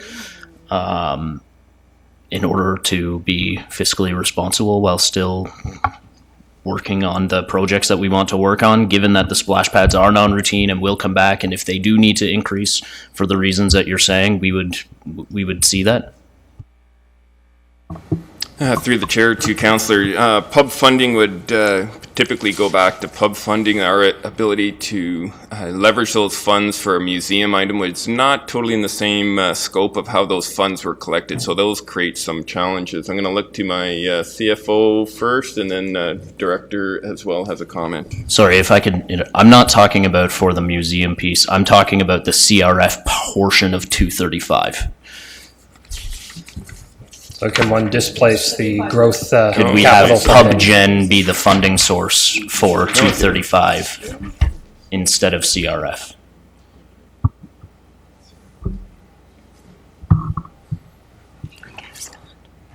So I think that's a takeaway that we can look into. I want to look to Ms. Reynolds from a finance perspective before I... Through you, Chair Henry, to Councillor Bodley, I think, if I'm understanding, that the project currently for splash pads is DC and CRF funded. So our co-pay piece is CRF. You're wondering if we could flip that with the pub funding, which we can do. And then it relieves the CRF, which is, I think, what you're saying. And I don't know what the intention would be later with CRF, but I think that's what I'm understanding. And if, just from a logistics perspective, flipping the CRF and Pub Gen, we can do. Yeah. That is my question, as opposed to increasing the funding for the splash pads. Well, it would increase. Pardon me? It would still increase. No. By a smaller amount. Yes. $25,000 rather than $250,000. So I think Council's going to have to grapple with some information that it got. The information that it's received is effectively the line item that we see for splash pad construction is not going to meet the needs that is evolving through the process. And there's a suggested opportunity to be able to close that gap now, or Council will have to deal with scope change management when it comes time for those tenders to come back and to not deliver parts of it. So those are the options that are really before us. And we could make the determination now. We could completely ignore reallocating the 250 to anything, or we could do the other piece. We could decide all that next week. But if we know what we want to do now, since we have about all the information we're ever going to get, I'd prefer to deal with it now so that we don't have this conversation a second time next week. So I'll look for input on that from folks that I haven't heard from. Mayor Jaworski, Councillor Veith. I'd be happy to move the motion as is with the reallocation to the splash pads. I do see the fact that, we're seeing construction costs going up continuously. And, a great example is in Waterloo Park, where we didn't have enough money to do what the citizens wanted. So we actually increased the money so we could do both a pathway for active transportation, a pathway for walkways. Everybody loved it because we did it right.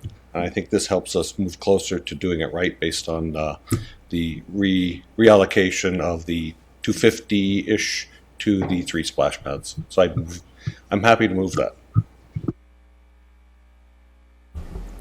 I'd prefer to move into motions at this point. So I heard somebody move the suggestion from Commissioner Dykstra, which is reduction to 20, to direct staff to come back on budget day, reducing the allocation to 229 to 750,000 and to reallocate those dollars to 235.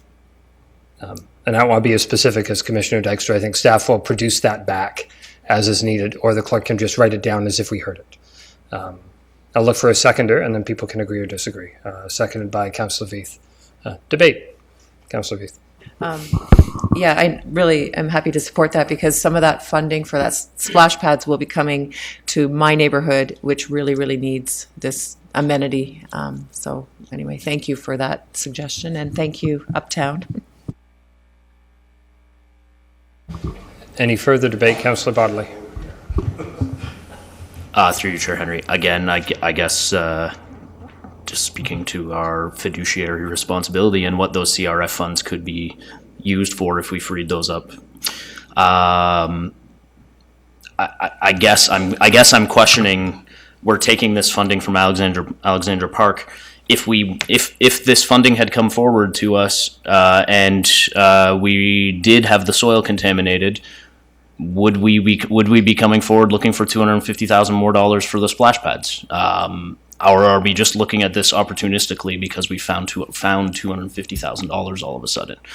I would prefer to see that through the tendering process and through when these items come back to us, since they are non-routine, but that's my opinion. And Councillor Bonnegar. I'm just unclear as to whether through this motion, does this speak to the point that Councillor Bodley raised about switching out those sources? So we're saying we're bringing them, okay. How do we raise that idea? You can move an amendment to the motion we have on the table to say, you move that rather than have them reallocate, but I guess you would add, and that the existing CRF funding be removed from 235. That would be the cleanest way to do it. I would make that, I'll put that amendment forward. Moved and seconded by Councillor Bodley. Debate on the amendment, which is to strip the CRF funding. Councillor Freeman. I want to make sure that we properly do fund the splash pads, and I'm willing to do that. But I do like the idea of doing it through a tendering process and getting the number right. Because, what if it's more than what we're pushing over right now? And I am looking at ways to lower that CRF investment. So, I'm willing to support this motion the way it stands, notwithstanding the fact that when we get the tenders back, the splash pads need to be done right. And so we might have to make some different decisions as a council, and I want those decisions based on the design. So further debate. I see Councillor Vasek. Through you, Chair Henry. This is mostly this is a clarifying question because I'm not clear. So would this have any impact on the actual proposed tax increase? Because we still are going to keep this as the full, with the CRF, with the transfer 250,000. So my impression is that this wouldn't change the proposed tax increase. It would just be that it would be put back into CRF afterwards, right? So people would still be feeling the impact of the tax increase if approved. I'm going to look to our CFO to respond to your question. All right, thanks. Through you, Chair Henry, to Councillor Vasek. The CRF funding, yes, if it is returned, it would go back to the reserve. When we talk of the infrastructure investment, as Councillor Henry pointed out earlier, it is a different reserve that we're looking at, which is a CIRRF, the CURF reserve. So the other broader issue that can be looked at is whether we have a council discussion project by project and try to reduce the draw on CURF, or whether we look at it in the operating budget discussion in the menu items there and have a broader policy discussion as to what are we comfortable with in terms of the increased infrastructure investment. So it could be either approach that council wishes to take, whether they go through it line by line here and try to reduce the draw on CURF, or the projects that are funded through CURF, that is CIRRF, or the broader policy discussion on Feb 10th, as to whether the percentages that we've shown are different that council would like to go with. And I think I'd roll that up and frame it even one higher. What's the balance between projects that council is interested in doing that are about a growing city, new things or expanded things, and about fixing the stuff we already have? Right? Do we have that balance right? Do we like the balance? In 2019, what this council had said is what they wanted to see in this budget was, yes, we need to work on infrastructure, but here are some new things that we know our community needs. And we don't just want them, we want them faster. And so in this budget cycle, we're seeing more of them faster than were originally proposed. Splash pads in particular, as well as action sports. So these desires that we're seeing before us are a result of council direction from last budget cycle to do more growth projects faster because there was a community need to do that. If the council direction in this budget cycle is do less growth projects because I'm really concerned about that balance, then what we should be thinking of, in my view, is not specific line items for how exactly we're funding splash pads, knowing we need to sort of do them and we'll figure out what the tenders are, but we can afford one splash pad, not three, or we can afford two, not three. as the way to deal with the balance between growth and rehab.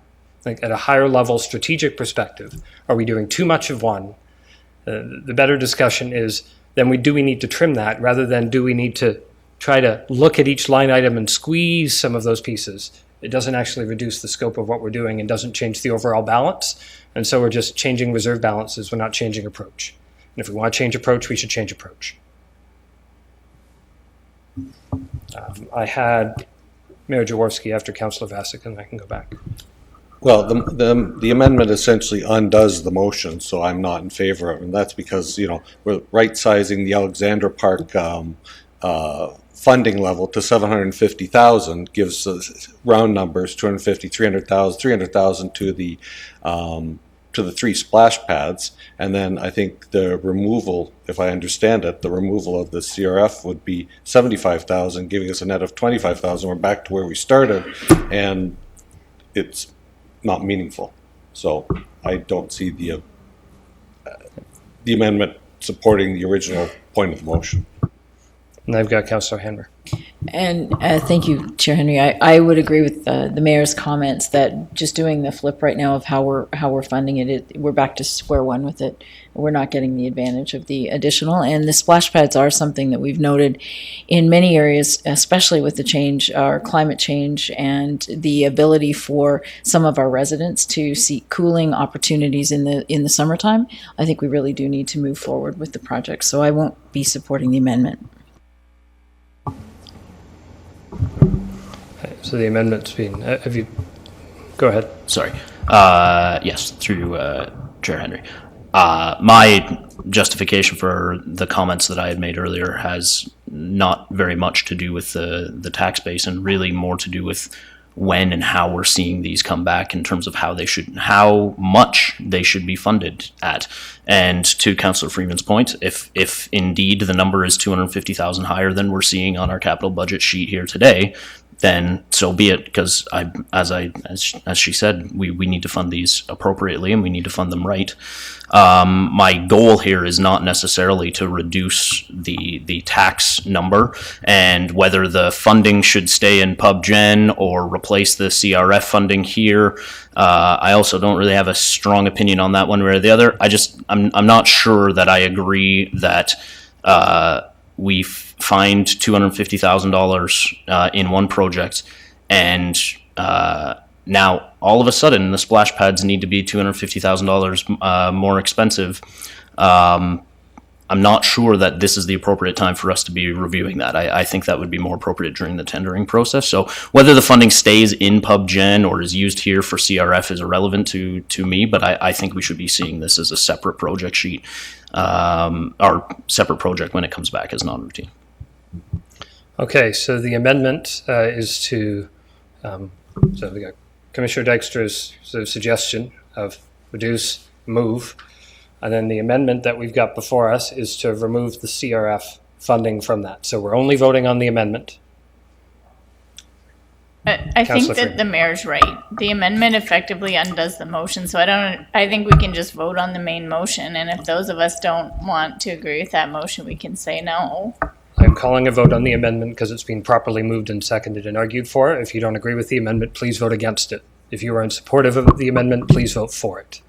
If you are in support of removing the CRF funding from the splash pad to the project as part of that motion, all in favor of that,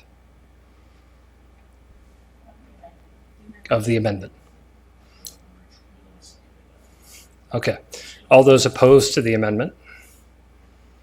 You got that? Vasic, Jaworski, Hanmer, Veith, Henry, Bodley. So the amendment fails. The main motion is as originally proposed by Commissioner Dykstra, which is basically reduce, transfer. So any further conversation here? I think we've exhausted ourselves, but I thought I'd ask. All those in favor of the main motion? All those opposed? Councillor Bodley. Okay. So that was item 229 plus. Now I have item 252, which was the Waterloo Park Master Plan, and both Councillor Freeman and Councillor Bodley were contemplating reducing the amount of spend The aggregate amount of spend on an annual basis in this budget cycle to $500,000. Yeah, sorry, I meant Councillor Bonagor. It was one of the Bs over here on my left.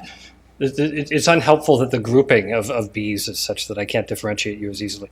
So Councillor Bonagor and Councillor Freeman had both made some suggestion of reducing the capital spend in the Waterloo Park Master Plan implementation. Line item 252, please.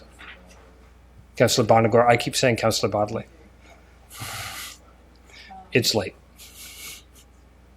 So, is that an active proposal that folks want to pursue, or was it a thought that disappeared? Well, if I may, so Please. through you, Chair Henry. So my only thought bringing this forward is that there are a lot of big projects happening, so I want to make sure that we are doing what we can manage within the park and that we're using our money wisely. For context, the 10-year average is $650,000 a year, and there are four other budget lines in this budget that have big plans for the park as well. So these are all factoring into my decision. I'm interested to see what other people think or what staff feedback have. Councillor Freeman was the other one on this idea, so you're seconded. Yeah, I would really just love to see these come down, and then it makes me feel a whole lot better about the number for the museum, because it's coming from the same funding source. And so it makes me feel just like we've decided that that the museum storage is really important, and so I think we should fund it without and this is a place where we can find some of that money, because essentially $277,000 and up per year is coming from CRF new, which is the designated funding source for the museum storage. So even if we moved over, $200,000 a year, then I think that that's a responsible decision. And so that's what I'd love to see happen here, so that, so if we take $200,000 off each of these next 3 years, then that's $600 towards that museum storage that council feels is important. And I'm going to honor that decision. You made it in good judgment. So that's my suggestion. So, there'll be some comments I'll track now from staff on twofold. First, impact that would be expected from a reduction in total spending on these line items to $500,000 over the next 3 years. What impact that would have, master plan?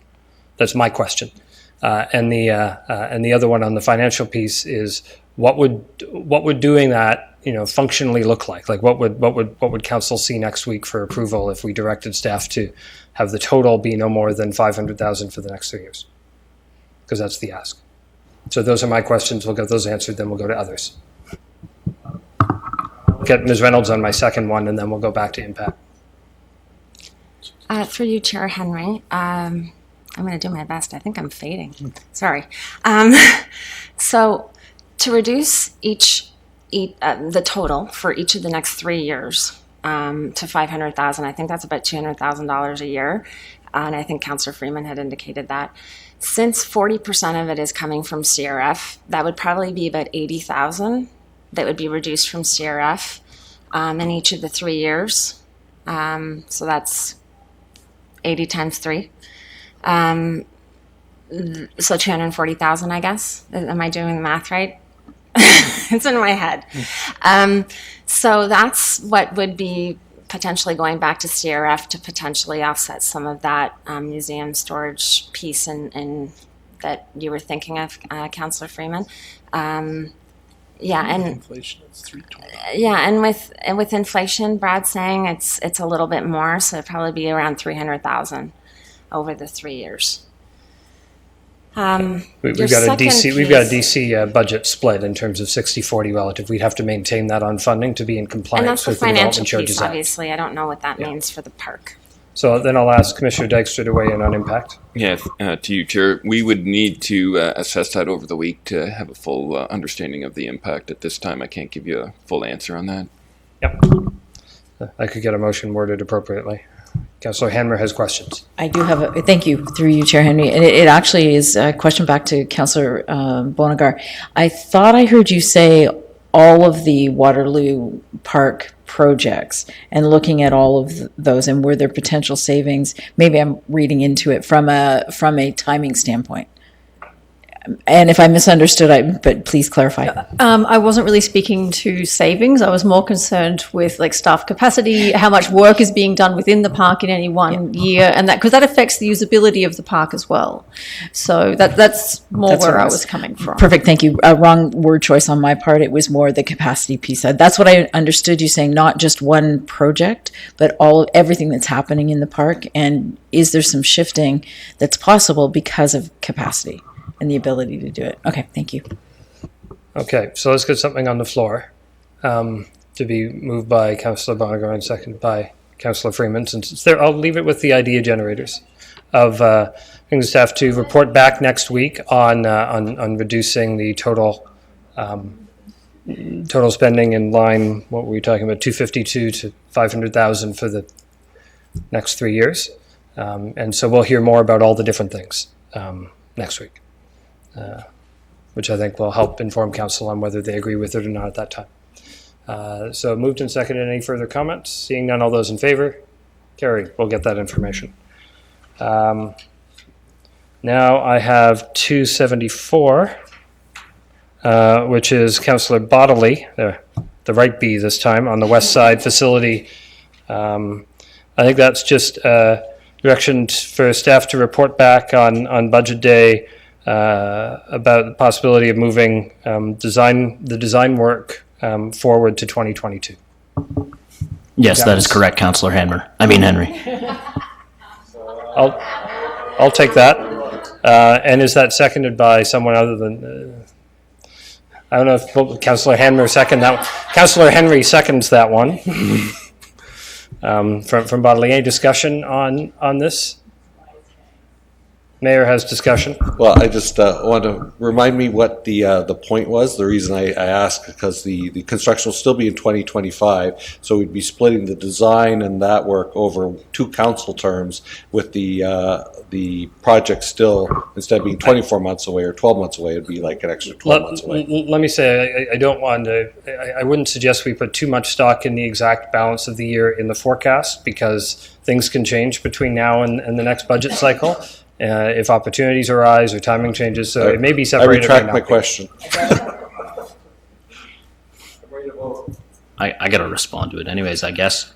My hope would be, given that the Winter Control Modernization Review has identified this as an opportunity for us to find efficiencies, that through the needs and feasibility assessment, completing that more quickly, getting that done through this term, may potentially move that construction piece ahead as well.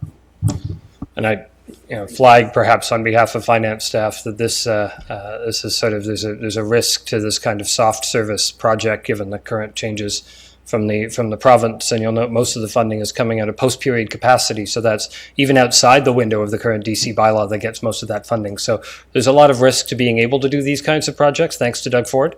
So we can stay tuned on timing.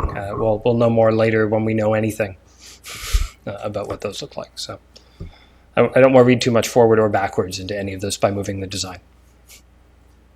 But it's been moved and seconded. All those in favor of getting more information on that? Carried. And finally, I have Councillor Bonagar's direction that staff report back on adding an additional project sheet for an accessible washroom in the Button Factory. And you want to explain that further, and maybe we'll add more to the motion? So through you, Chair Henry, the idea is really we're doing a great investment in an elevator to improve accessibility in what is a fantastic building. The challenge is that the washrooms within the building aren't really fully accessible. And so what I would propose is that a couple of years down the track, we address that situation. So there was some idea of doing both projects at the same time, but that would have delayed the elevator. So instead of doing that, I'm asking to have an additional budget line and to have staff kind of come back with a recommendation on timing for that. As you can understand, staff are quite busy with some big projects in the next couple of years, so they will be able to work out and let us know, hopefully, when it would best fit into their schedule. I'd also like to recommend to seek whether this could be funded through CIRRF, with a portion contributed from economic development. I think I'll roll that up to explore funding, to report back on potential funding and timing. I mean, you could move specific direction, but I think staff would probably prefer to think about all of those. Seconded by Councillor Beath. Conversation, Mayor Jaworski. I support it because I understand the washrooms there are really crappy. Waiting all day. You've been waiting all night for that. Yeah. So we've got, good, moved and seconded. Yeah, that's why I'm trying to hurry. All those in favor? Carried. And that concludes community services. We have 2 items inside IPPW. The first one I'll take as Project 590. That's the Beaver Creek yada, yada, yada. In response to Councillor Freeman's question around timing, Commissioner Rapp suggested it could be deferred 2 years. So I will take a motion, I presume, from Councillor Freeman that staff be directed to bring back on budget day 590 deferred by 2 years. Moved by Councillor Freeman, seconded by somebody? Seconded by Councillor Hanmer. Questions? Councillor Bodley. Through you, Chair Henry. I'm just curious what happens with the Beaver if the Beaver Creek Meadows development was to miraculously be resolved before those 2 years. Through Chair Henry to Councillor Bali,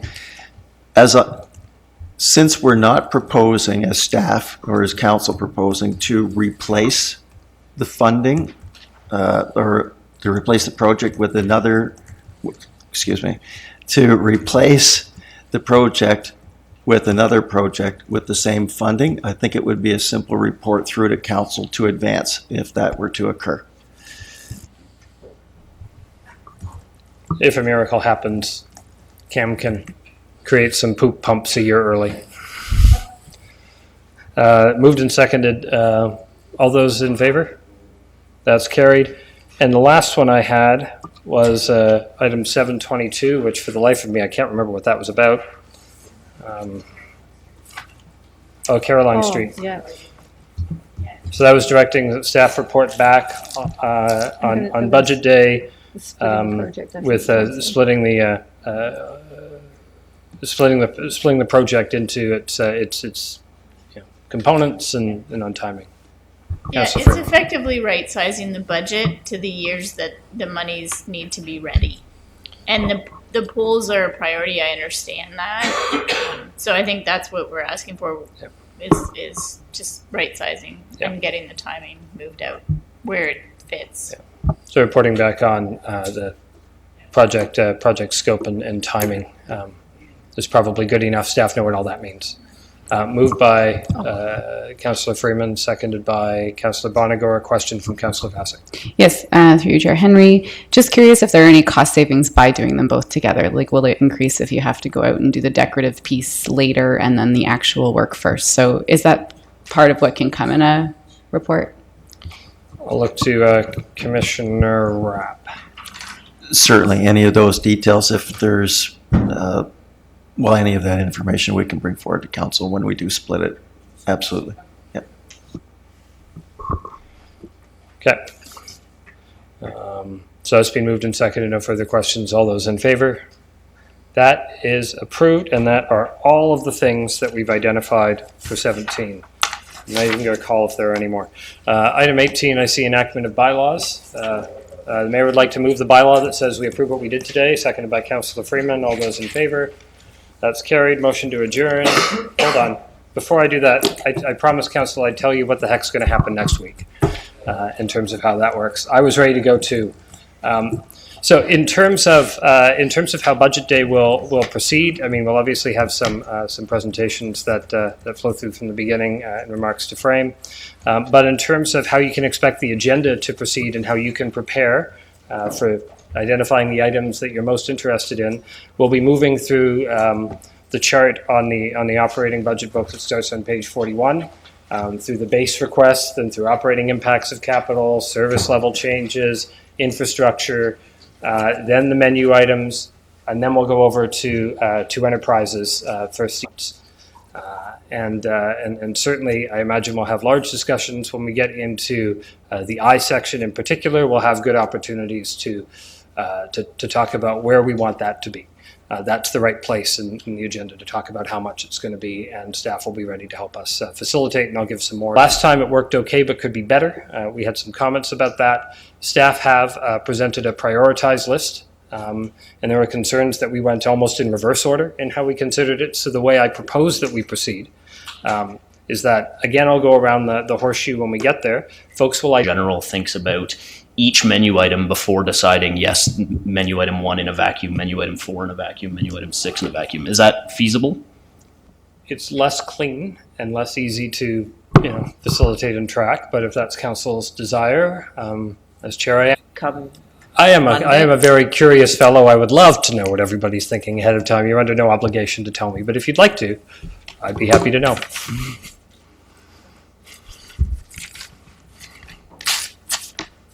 Any other questions on those? Did I get mover and seconder on adjournment? I got Councillor Vass.